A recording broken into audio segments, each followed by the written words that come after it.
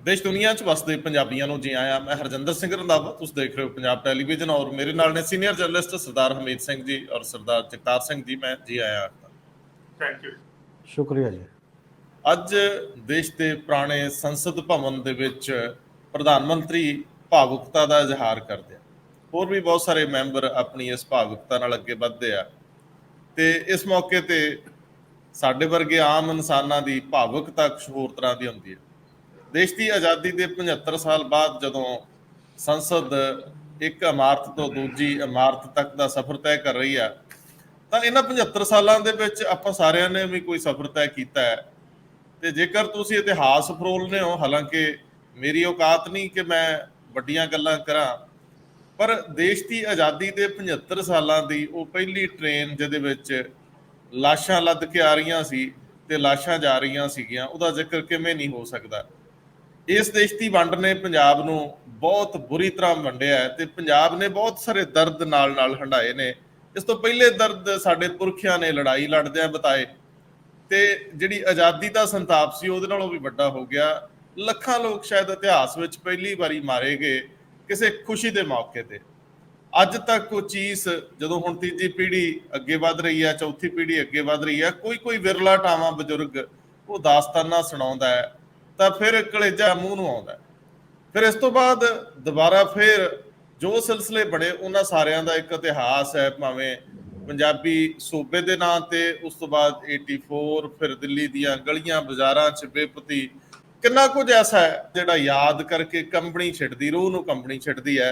ਹਰਸਿਮਰਤ ਕੌਰ ਬਾਦਲ ਪੰਜਾਬ ਦੀ ਤਰਜਮਾਨੀ ਕਰਦਿਆਂ ਸੰਸਦ ਦੇ ਵਿੱਚ ਤਬਰੀਖੀ ਭਾਸ਼ਣ ਦੇ ਰਹੇ ਸੀਗੇ ਔਰ ਭਾਵੁਕ ਭਾਸ਼ਣ ਅਸਲ 'ਚ ਦੇ ਰਹੇ ਸੀਗੇ। ਉਹ ਤਾਂ ਮੰਗ ਵੀ ਕਰ ਦਿੰਦੇ ਆ ਕਿ ਹੁਣ ਨਵੀਂ ਸੰਸਦ ਭਵਨ ਹਿੰਦ ਦੇ ਚਾਦਰ ਦੇ ਨਾਂ ਤੇ, ਗੁਰੂ ਤੇਗ ਬਹਾਦਰ ਸਾਹਿਬ ਦੇ ਨਾਂ ਤੇ ਨਾਮਕਰਨ ਕਰੋ। ਖੈਰ, ਅਸੀਂ ਨਾਮਕਰਨ ਦੀ ਗੱਲ ਨੂੰ ਇੱਕ ਹੋਰ ਐਂਗਲ ਤੋਂ ਜੇ ਲਈਏ, ਸਾਰੇ ਦੇਸ਼ ਵਿੱਚ ਨਵੇਂ ਨਾਮਕਰਨ ਦਾ ਜ਼ਿਕਰ ਹੈ। ਮੈਂ ਇਸ ਮੌਕੇ ਦੇ ਉੱਤੇ ਗੱਲ ਨੂੰ ਬਹੁਤੀ ਲੰਬੀ ਨਾ ਕਰਾਂ, ਅੱਗੇ ਵਧਾਂ। ਸਾਡੀ ਕਿਸਾਨੀ ਦੇ ਮਾਮਲੇ ਨੇ, ਜਵਾਨੀ ਦੇ ਮਾਮਲੇ ਨੇ, ਨਸ਼ਿਆਂ ਦੇ ਮਾਮਲੇ, ਪ੍ਰਸ਼ਾਸਨ ਦੇ ਮਾਮਲੇ, ਪ੍ਰਵਾਸ ਦੇ ਮਾਮਲੇ। 75 ਸਾਲਾਂ ਦੇ ਵਿੱਚ ਅਸੀਂ ਗਾਂ ਨੂੰ ਆਏ ਆ ਕਿ ਪਿਛਾਂ ਨੂੰ ਗਏ ਆ, ਇਹਦਾ ਹਿਸਾਬ ਕਿਤਾਬ ਲਾਉਣਾ ਔਖਾ। ਖੈਰ, ਮੈਂ ਸਭ ਤੋਂ ਪਹਿਲਾਂ ਸਰਦਾਰ ਜਗਤਾਰ ਸਿੰਘ ਜੀ ਤੁਹਾਡੇ ਵੱਲ ਆਉਣਾ ਚਾਹੁੰਦਾ। ਪ੍ਰਧਾਨ ਮੰਤਰੀ ਸੰਸਦ ਵਿੱਚ ਭਾਸ਼ਣ ਦੇ ਰਹੇ ਸੀ, ਉਹਨਾਂ ਦੀ ਪਹਿਲੀ ਵਾਰੀ ਮੱਥਾ ਟੇਕ ਕੇ ਸੰਸਦ 'ਚ ਵੜਨਾ ਤੇ ਅੱਜ ਇਸ ਸੰਸਦ 'ਚੋਂ ਨਿਕਲ ਕੇ ਦੂਜੀ ਇਮਾਰਤ ਵਿੱਚ ਜਾਣਾ। ਮੈਂ ਤੁਹਾਡੇ ਤੋਂ ਚਾਹੂੰਗਾ ਕਿ ਤੁਸੀਂ ਮੁੱਢਲੇ ਸ਼ਬਦ ਜਿਹੜੇ ਆ, ਜੋ ਤੁਸੀਂ ਸੁਣਿਆ, ਜੋ ਤੁਸੀਂ ਫੀਲ ਕੀਤਾ, ਉੱਥੋਂ ਤੋਰੋ। ਫਿਰ ਸਰਦਾਰ ਹਮੀਦ ਸਿੰਘ ਜੀ ਗਹਿ-ਗਚ ਤਰੀਕੇ ਨਾਲ ਅੱਗੇ ਵਧਦੇ। ਅੱਜ ਪਹਿਲੀ ਵਾਰੀ ਮੈਂ ਪ੍ਰਧਾਨ ਮੰਤਰੀ ਨਰਿੰਦਰ ਮੋਦੀ ਦੀ ਸਪੀਚ ਦੇ ਵਿੱਚ ਕੁਝ ਹਲੀਮੀ ਦੇਖੀ, ਕਿਸੇ ਤੇ ਕੋਈ ਆਡੀਓ ਕਮੈਂਟਰੀ ਨਹੀਂ। ਤੇ ਅੱਜ ਉਹਨਾਂ ਨੇ ਆਲਮੋਸਟ ਸਾਰਾ ਇਤਿਹਾਸ 1947 ਤੋਂ ਲੈ ਕੇ ਹੁਣ ਤੱਕ ਦਾ ਯਾਦ ਕੀਤਾ ਤੇ ਸਾਰਿਆਂ ਨੂੰ ਸ਼ਰਧਾ ਦੇ ਫੁੱਲ ਭੇਟ ਕੀਤੇ। ਇਹ ਪਹਿਲੀ ਵਾਰ ਇੰਨਾ ਕੁ ਪੋਜ਼ਿਟਿਵ ਸਪੀਚ ਮੈਂ ਮੋਦੀ ਜੀ ਦੀ ਸੁਣੀ। ਇਸ ਮੌਕੇ ਤੇ ਇਹੀ ਬਣਦਾ ਸੀਗਾ ਕਿ ਜੋ ਕੁਛ ਹਿੰਦੁਸਤਾਨ ਦੇ ਵਿੱਚ ਹੁਣ ਤੱਕ ਪੋਜ਼ਿਟਿਵ ਹੋਇਆ, ਉਹਦੇ 'ਚ ਕੰਟਰੀਬਿਊਸ਼ਨ ਹਰ ਸਰਕਾਰ ਦੀ ਹੈ। ਜੇ ਪੰਡਿਤ ਜਵਾਹਰ ਲਾਲ ਨਹਿਰੂ ਨਹੀਂ ਨਾ ਰੱਖਦੇ ਇਕੋਨਮੀ ਦੀ, ਪਬਲਿਕ ਸੈਕਟਰ ਨਾ ਖੜਾ ਕਰਦੇ, ਤੇ ਸ਼ਾਇਦ ਜਿਹੜੀ ਮੁਲਕ ਨੇ ਹੁਣ ਤੱਕ ਤਰੱਕੀ ਕੀਤੀ ਹੈ ਇਹ ਇੱਥੇ ਤੱਕ ਨਾ ਜਾਂਦਾ। ਹਰ ਇੱਕ ਨੇ ਆਪਣਾ ਆਪਣਾ ਕੰਟਰੀਬਿਊਟ ਕੀਤਾ ਹੈ। ਹੁਣ ਜਦੋਂ ਆਪਾਂ ਜੇ ਹੁਣ ਭਾਰਤ ਚੰਦ ਤੇ ਪਹੁੰਚ ਗਿਆ ਤੇ ਓਵਰਨਾਈਟ ਤਾਂ ਪਹੁੰਚੇ ਨਹੀਂ। ਜਿਨ੍ਹਾਂ ਨੇ ਇਸਰੋ ਬਣਾਈ, ਗੱਲ ਤਾਂ ਉੱਥੋਂ ਸ਼ੁਰੂ ਹੁੰਦੀ ਹੈ। ਇਸ ਕਰਕੇ ਇਹ ਜਿਹੜਾ ਇਤਿਹਾਸ ਹੈ ਇਹਦੇ ਵਿੱਚ ਬਹੁਤ ਕੁਛ ਹੈ। ਇਹਦੇ ਜਿੱਤਾਂ ਵੀ ਹੈ, ਹਾਰਾਂ ਵੀ ਹੈ, ਆਪਰੇਸ਼ਨ ਬਲੂ ਸਟਾਰ ਵੀ ਹੈ, ਸਾਰਾ ਕੁਛ ਹੀ ਹੁੰਦਾ। ਸੋ ਉਹ ਇਤਿਹਾਸ ਢੰਗ ਤਰੀਕੇ ਦੇ ਨਾਲ ਸਜਾਇਆ ਜਾਣਾ ਚਾਹੀਦਾ। ਇਹ ਗੱਲ ਸਿਰਫ 47 ਤੋਂ ਬਾਅਦ ਦੀ ਨਹੀਂ, 47 ਤੋਂ ਪਹਿਲਾਂ ਦਾ ਜਿਹੜਾ ਇਤਿਹਾਸ ਹੈ ਉਹਦਾ ਵੀ ਇਹ ਜਿਹੜਾ ਪਾਰਲੀਮੈਂਟ ਹਾਊਸ ਹੈ ਉਹਦਾ ਦਰਸ਼ਕ ਹੈ। ਮੂਕ ਦਰਸ਼ਨ ਮੈਂ ਕਿ ਨਹੀਂ ਕਹੂੰਗਾ, ਮੂਕ ਨਹੀਂ ਹੈ, ਕਿਉਂਕਿ ਮੈਂ ਇੱਕ ਘਟਨਾ ਯਾਦ ਕਰਾਉਣਾ ਜਿਹੜੀ ਅਕਸਰ ਭੁੱਲ ਜਾਂਦੀ ਹੈ। 8 ਅਪ੍ਰੈਲ 1938 ਇਸ ਪਾਰਲੀਮੈਂਟ ਹਾਊਸ ਦੇ ਵਿੱਚ ਸਡਨਲੀ ਉੱਤੋਂ ਇੱਕ ਬੰਬ ਸੁੱਟੇ, 2 ਬੰਬ ਸੁੱਟੇ ਗਏ ਸੀ ਅੱਗੇ ਪਿੱਛੇ। ਸੁੱਟਣ ਵਾਲੇ ਸੀਗੇ, ਹੁਣ ਤਾਂ ਸ਼ਹੀਦ ਹੋ, ਉਸ ਤੋਂ ਬਾਅਦ ਸ਼ਹੀਦ ਹੋ ਗਏ, ਭਗਤ ਸਿੰਘ ਤੇ ਬੀਕੇ ਦੱਤ, ਯੰਗ ਮੁੰਡੇ ਦੋਵੇਂ, ਤੇ ਨਾਲ ਉਹਨਾਂ ਨੇ ਪਾਪੂਲਰ ਸੁੱਟੇ ਜਿਹਨੇ ਜਸਟੀਫਾਈ ਕੀਤਾ how to make you deaf hear. ਜਿਹੜੀ ਫਿਲਾਸਫੀ ਆਫ ਦੀ ਬੰਬ ਹੈ, ਉਹ ਬੰਬ ਕਿਸੇ ਨੂੰ ਮਾਰਨ ਵਾਸਤੇ ਨਹੀਂ, ਫੋਕੇ ਬੰਬ ਸੀ, ਸੁਣਾਉਣ ਵਾਸਤੇ ਸੀ ਕਿ ਤੁਸੀਂ ਜੋ ਕੁਛ ਪਬਲਿਕ ਸੇਫਟੀ ਐਕਟ ਉਦੋਂ ਸ਼ਾਇਦ ਇੰਟਰੋਡਿਊਸ ਕੀਤਾ ਸੀਗਾ, ਜਿਹੜਾ ਐਂਟੀ ਪੀਪਲ ਸੀ, ਤੇ ਇਸ ਢੰਗ ਦੇ ਨਾਲ ਉਹਨਾਂ ਨੇ ਜਿਹੜੀ ਆਜ਼ਾਦੀ ਦੀ ਲਹਿਰ ਸੀ, ਇੱਕ ਉਹਨੂੰ ਨਵੀਂ ਪੁਸ਼ ਦਿੱਤੀ ਸੀ ਜੀ। ਜਿੱਥੋਂ ਉਹਨਾਂ ਨੇ ਜਿਹੜੀਆਂ ਸੀਟਾਂ ਤੋਂ ਵਿਜ਼ਿਟਰ ਗੈਲਰੀ ਤੋਂ ਬੰਬ ਸੁੱਟੇ ਸੀਗੇ, ਉਹ ਅੱਜ ਤੱਕ ਈਅਰ ਮਾਰਕ ਨਹੀਂ ਹੋਈਆਂ। ਤੇ ਮੇਰੇ ਖਿਆਲ ਦੇ ਵਿੱਚ ਹੁਣ ਜਦੋਂ ਉਹ ਹਾਊਸ ਪੁਰਾਣਾ ਬੰਦ ਹੋ ਰਿਹਾ ਹੈ, ਤੇ ਘੱਟੋ ਘੱਟ ਉਸ ਸੀਟਾਂ, ਜੇ ਇਸ ਹਾਊਸ ਨੂੰ ਮਿਊਜ਼ੀਅਮ ਦਾ ਪਾਰਟ ਕਨਵਰਟ ਬਣਾਉਣਾ ਹੈ, ਤਾਂ ਘੱਟੋ ਘੱਟ ਈਅਰ ਮਾਰਕ ਕੀਤੇ ਜਾਣ ਕਿ ਜਿਹੜੀ ਆਉਣ ਵਾਲੀ ਜਨਰੇਸ਼ਨ ਹੈ ਉਹਨੂੰ ਪਤਾ ਹੋਵੇ ਕਿ ਜਿਹੜੀ ਆਜ਼ਾਦੀ ਦੀ ਲਹਿਰ ਹੈ ਉਹਦੇ 'ਚ ਕਿੰਨਾ ਲੋਕਾਂ ਨੇ ਕਿਸ ਢੰਗ ਨਾਲ ਹਿੱਸਾ ਪਾਇਆ ਸੀ। ਸ਼ਹੀਦ ਭਗਤ ਸਿੰਘ ਨੂੰ ਕਿਸੇ ਇੰਟਰੋਡਕਸ਼ਨ ਦੇ ਮੁਤਾਜ ਨਹੀਂ ਹੈ, ਕਈ ਆਉਣ ਵਾਲੇ ਜਨਰੇਸ਼ਨਾਂ ਤੱਕ ਵੀ ਮੁਤਾਜ ਨਹੀਂ ਰਹਿਣੀ, ਲੇਕਿਨ ਜਿਹੜਾ ਇਹ ਐਕਸ਼ਨ ਹੈ ਉਹਨਾਂ ਦਾ, ਇਹ ਆਪਣੇ ਆਪ ਦੇ ਵਿੱਚ ਇਹਦੇ ਪਿੱਛੇ ਫਿਲਾਸਫੀ ਸੀ। ਭਗਤ ਸਿੰਘ ਤਾਂ ਨਾ ਹੀ ਇੱਕ ਫਿਲਾਸਫੀ ਦਾ, ਅਦਰਵਾਈਜ਼ ਅਸੀਂ ਪਿਸਤੌਲ ਉਹਨਾਂ ਦੇ ਨਾਂ ਦੇ ਨਾਲ ਲਾ ਦਿੰਦੇ ਹਾਂ, ਭਗਤ ਸਿੰਘ ਫਿਲਾਸਫੀ ਹੈ। ਸੋ ਉਹ ਸਾਹਮਣੇ ਉਹ ਯਾਦਾਸ਼ਤ ਰਹਿਣੀ ਚਾਹੀਦੀ ਹੈ। ਹੁਣ ਗੱਲ ਅੱਗੇ ਥੋੜੀ ਜਿਹੀ ਤੋਰਦੇ ਆ, ਆਪਣੀ ਬੀਬੀ ਹਰਸਿਮਰਤ ਕੌਰ ਬਾਦਲ ਨੇ ਬੜੀ ਭਾਵੁਕ ਸਪੀਚ ਦਿੱਤੀ, ਚੰਗੀ ਗੱਲ ਲੱਗੀ ਹੈ। ਉਹਨਾਂ ਨੇ ਪੰਜਾਬ ਦੇ ਨਾਲ ਜੋ ਕੁਝ ਵਾਪਰਿਆ ਉਹਦਾ ਵੀ ਜ਼ਿਕਰ ਕੀਤਾ, ਨਾਲ ਉਹਨਾਂ ਨੇ ਮੰਗ ਕੀਤੀ ਕਿ ਜਿਹੜਾ ਨਵਾਂ ਹਾਊਸ ਹੈ ਇਹ ਗੁਰੂ ਤੇਗ ਬਹਾਦਰ ਹਿੰਦੀ ਚਾਦਰ ਦੇ ਨਾਂ ਤੇ ਰੱਖਿਆ ਜਾਵੇ। ਇੱਥੇ ਸਮੱਸਿਆ ਹੈ ਥੋੜੀ ਜਿਹੀ, ਮੈਂ ਕਿਸੇ ਨੂੰ ਕ੍ਰਿਟਿਸਾਈਜ਼ ਨਹੀਂ ਕਰ ਰਿਹਾ। ਇਹ ਜਿਹੜਾ ਹਿੰਦੀ ਚਾਦਰ ਦੇ ਨਾਲ ਜੁੜਦਾ ਹੈ ਨਾ, ਗੁਰੂ ਤੇਗ ਬਹਾਦਰ ਜੀ ਦੇ ਹਿਸਟੋਰੀਅਨ ਇਹਨੂੰ ਕੋਂਟੈਸਟ ਕਰਦੇ ਹੈ ਕਿ ਇਹ ਨੈਰੋ ਡਾਊਨ ਕਰਨਾ ਉਹਨਾਂ ਦੀ ਕੁਰਬਾਨੀ ਨੂੰ। ਇਹ ਸਿਰਫ ਹਿੰਦੀ ਚਾਦਰ ਨਹੀਂ ਸੀ, ਇਹ ਮਨੁੱਖਤਾ ਦੀ ਚਾਦਰ ਸੀ। ਬੇਸਿਕਲੀ ਹਿਊਮਨ ਰਾਈਟਸ ਵਾਸਤੇ ਉਹਨਾਂ ਨੇ ਆਪਣੀ ਕੁਰਬਾਨੀ ਦਿੱਤੀ ਸੀਗੀ। ਇਹ 'ਤੇ ਬਹੁਤ ਕੁਝ ਲਿਖਿਆ ਵੀ ਜਾ ਚੁੱਕਿਆ। ਸੋ ਇਹਨੂੰ ਇੱਕ ਸੈਕਸ਼ਨ ਸਾਡਾ ਲਗਾਤਾਰ ਹੀ ਇਹਨੂੰ ਪ੍ਰੋਫਾਈਨ ਕਰਦਾ ਹੈ, ਹਿੰਦੀ ਚਾਦਰ। ਇਹ ਵਰਤਿਆ ਗਿਆ ਲਗਾਤਾਰ ਹੀ, SGPC ਵੀ ਵਰਤਦੀ ਹੈ, ਅਕਾਲੀ ਦਲ ਵੀ ਵਰਤਦਾ ਹੈ। ਸੋ ਬੀਬੀ ਜੀ ਹੋਰਾਂ ਨੇ ਕੋਈ ਇਹਦੀ ਗਲਤੀ ਨਹੀਂ ਕੀਤੀ। ਮੈਂ ਸਿਰਫ ਇੱਕ ਨਜ਼ਰੀਆ ਜਿਹੜਾ ਹੈ ਉਹ ਦੱਸ ਰਿਹਾ ਕਿ ਜਿਹੜਾ ਗੁਰੂ ਤੇਗ ਬਹਾਦਰ ਬਾਰੇ ਨਜ਼ਰੀਆ ਉਹ ਇਸ ਤੋਂ ਵੱਡਾ ਹੈ। ਚਲੋ ਉਹਦਾ ਗੱਲਾਂ ਵੱਖਰੀਆਂ ਹੈਗੀਆਂ, ਲੇਕਿਨ ਇੱਕ ਫੋਕਸ ਇਸ਼ੂ ਕੀਤਾ ਗਿਆ। ਅਧੀਰ ਰੰਜਨ ਚੌਧਰੀ ਜਦੋਂ ਗੱਲ ਕਰ ਰਹੇ ਸੀਗੇ, leader of the opposition Congress ਤੋਂ, ਉਹਨਾਂ ਨੇ ਵੀ ਆਲਮੋਸਟ ਪੋਜ਼ਿਟਿਵਲੀ, ਜਿੰਨਾ ਮੈਂ ਉਸ ਤੋਂ ਬਾਅਦ ਸੁਣਿਆ ਨਹੀਂ, ਮੈਂ ਉੱਥੋਂ ਤੱਕ ਹੀ ਸੁਣਿਆ। ਬੀਬੀ ਹਰਸਿਮਰਤ ਕੌਰ ਬਾਦਲ ਨੂੰ ਤਾਂ ਮੈਂ ਹੁਣ ਸੁਣਿਆ ਜਦੋਂ ਮੇਰੇ ਕੋਲ ਪੂਰੀ ਕੈਸਟ ਆਈ ਹੈ, ਤੇ ਉਹਨਾਂ ਨੇ ਵੀ ਆਲਮੋਸਟ ਪੋਜ਼ਿਟਿਵ ਗੱਲ ਕੀਤੀ। ਉਹਨਾਂ ਨੇ ਇੱਕ ਇਸ਼ੂ ਹੋਰ ਟੇਕ ਅਪ ਕੀਤਾ ਸੀਗਾ। ਉਹਨਾਂ ਨੇ ਕਿਹਾ ਕਿ ਜਿਹੜਾ ਵਿਮਨ ਰਿਜ਼ਰਵੇਸ਼ਨ ਬਿੱਲ ਹੈ ਉਹ ਇਸ ਸੈਸ਼ਨ ਦੇ ਵਿੱਚ ਲਿਆਂਦਾ ਜਾਵੇ, ਤੇ ਉਹਨਾਂ ਨੇ ਆਪਣੀ ਪਾਰਟੀ ਦੇ ਸਰਕਾਰਾਂ ਦੀਆਂ ਅਚੀਵਮੈਂਟਸ, ਮਸਲਨ ਮਨਰੇਗਾ, ਜਿਹਨੂੰ ਕਿਤੇ ਨਰਿੰਦਰ ਮੋਦੀ ਜੀ ਨੇ ਆਪਣੀ ਪਹਿਲੇ ਟਰਮ ਦੇ ਵਿੱਚ ਬਹੁਤ ਬੁਰੀ ਤਰ੍ਹਾਂ ਅਟੈਕ ਕੀਤਾ ਸੀਗਾ, ਉਹ ਵੀ ਦੁਹਰਾਇਆ। ਹੁਣ ਮਨਰੇਗਾ ਤੱਕ ਨਵੇਂ ਪੂਰੇ ਜ਼ੋਰ ਸ਼ੋਰ ਨਾਲ ਹੋਣ ਲੱਗੇ, ਇਹ ਸਰਕਾਰ ਨੇ ਵੀ ਅਡਾਪਟ ਕੀਤਾ ਹੋਇਆ। ਸੋ ਉਹ ਅਚੀਵਮੈਂਟਸ ਦਾ ਵੀ ਦੌਰ ਸੀਗਾ ਕਿ ਅੱਜ ਦੇਖਿਆ ਗਿਆ ਕਿ ਕਿਹੜੀ ਸਰਕਾਰਾਂ ਨੇ ਕੀ ਕੀਤਾ, ਲੇਕਿਨ ਬਾਈ ਐਂਡ ਲਾਰਜ ਜਿਹੜਾ ਮਾਹੌਲ ਸੀ ਉਹ ਪੋਜ਼ਿਟਿਵ ਸੀ। ਤੇ ਇਹ ਮਾਹੌਲ ਬਹੁਤ ਚੰਗੀ ਗੱਲ ਹੈ ਕਿ ਕੰਸਟਰਕਟਿਵ ਤਰੀਕੇ ਨਾਲ ਆਉਣ ਵਾਲੇ ਨਵੇਂ ਹਾਊਸ ਦੇ ਵਿੱਚ ਬਣਿਆ ਰਹੇ। ਲੇਕਿਨ ਜਿਹੜੀ ਪਿਛਲੇ ਹਾਊਸ ਦੀ ਕੰਟਰੀਬਿਊਸ਼ਨ ਹੈ ਇਸ ਮੁਲਕ ਵਾਸਤੇ, ਉਹਦਾ ਰਿਕਾਰਡ ਪ੍ਰੋਪਰ ਢੰਗ ਨਾਲ ਉਹਨੂੰ ਮਿਊਜ਼ੀਅਮ ਬਣਾ ਕੇ ਸੰਜੋਇਆ ਜਾਵੇ। ਬਿਲਕੁਲ ਠੀਕ ਹੈ ਤੁਹਾਡੀ ਗੱਲ। ਵੈਸੇ ਸਰਦਾਰ ਹਮੀਰ ਸਿੰਘ ਜੀ, ਅੱਜ ਰਾਜਨੀਤੀ ਦੇ ਵਿੱਚ ਕਈ ਮੋੜ ਘੋੜ ਨੇ। ਜੇ ਅਸੀਂ ਪੰਜਾਬ ਨੂੰ ਅੱਜ ਪਲ ਦੀ ਪਲ ਲਈ ਘਟਨਾਵਾਂ ਦੇ ਨਜ਼ਰੀਏ ਤੋਂ ਜੇ ਪਾਸੇ ਵੀ ਰੱਖ ਲਈਏ, ਹਾਲਾਂਕਿ ਸਵੇਰ ਜਦੋਂ ਅੱਗੇ ਮੂਵ ਹੋ ਰਹੀ ਸੀਗੀ, ਦੋ ਲੋਕ, ਇੱਕ ਸਤਕਾਰ ਕੌਰ ਗਹਿਰੀ ਔਰ ਉਹਨਾਂ ਦੇ ਹਸਬੈਂਡ ਨੂੰ ਵਿਜੀਲੈਂਸ ਫੜ ਲੈਂਦੀ ਹੈ ਭ੍ਰਿਸ਼ਟਾਚਾਰ ਦੇ ਮਾਮਲੇ 'ਚ, ਇਹ ਵੱਖਰੀ ਗੱਲ ਹੈ।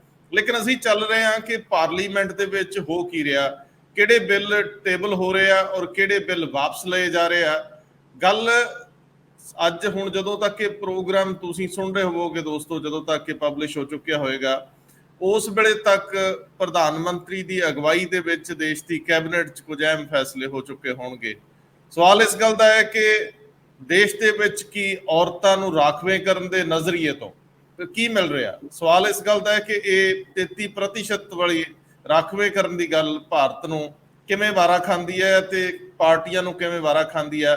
ਠੀਕ ਹੈ, ਇਹਦੇ ਵਿੱਚ ਕਈ ਪਹਿਲੂ ਹੋਣਗੇ, ਇਹਨੂੰ ਲਾਗੂ ਕਿਵੇਂ ਕੀਤਾ ਜਾਣਾ, ਤੁਰੰਤ ਪ੍ਰਭਾਵ ਨਾਲ ਕੀਤਾ ਜਾਣਾ ਜਾਂ ਅੱਗੇ ਜਾਣਾ ਹੈ, ਇਹ ਵੰਡ ਕਿਵੇਂ ਹੋਊਗੀ ਸੀਟਾਂ ਦੀ, ਪਹਿਲਾਂ ਕਿਸ ਆਧਾਰ ਤੇ ਹੋਣਗੀਆਂ, ਇਹ ਸਾਰੇ ਮਾਮਲੇ ਅੱਜ ਲਈ ਕਾਫੀ ਅਹਿਮ ਨੇ। ਸਰਦਾਰ ਹਮੀਰ ਸਿੰਘ ਜੀ, ਸਵਾਲ ਇਸ ਗੱਲ ਦਾ ਹੈ ਕਿ ਇਹ ਦੇਸ਼ ਰਾਜਨੀਤੀ ਦੇ ਨਾਲ ਨਾਲ ਇੱਕ ਇਤਿਹਾਸ ਵੀ ਸਮੋਈ ਬੈਠਾ ਹੈ ਤੇ ਇਤਿਹਾਸ ਹਰ ਦਿਨ ਬਣਦਾ ਹੈ, ਵਰਤਮਾਨ ਹੀ ਇਤਿਹਾਸ ਨੂੰ ਰੂਪਾਂਤਰਿਤ ਕਰਦਾ ਹੈ।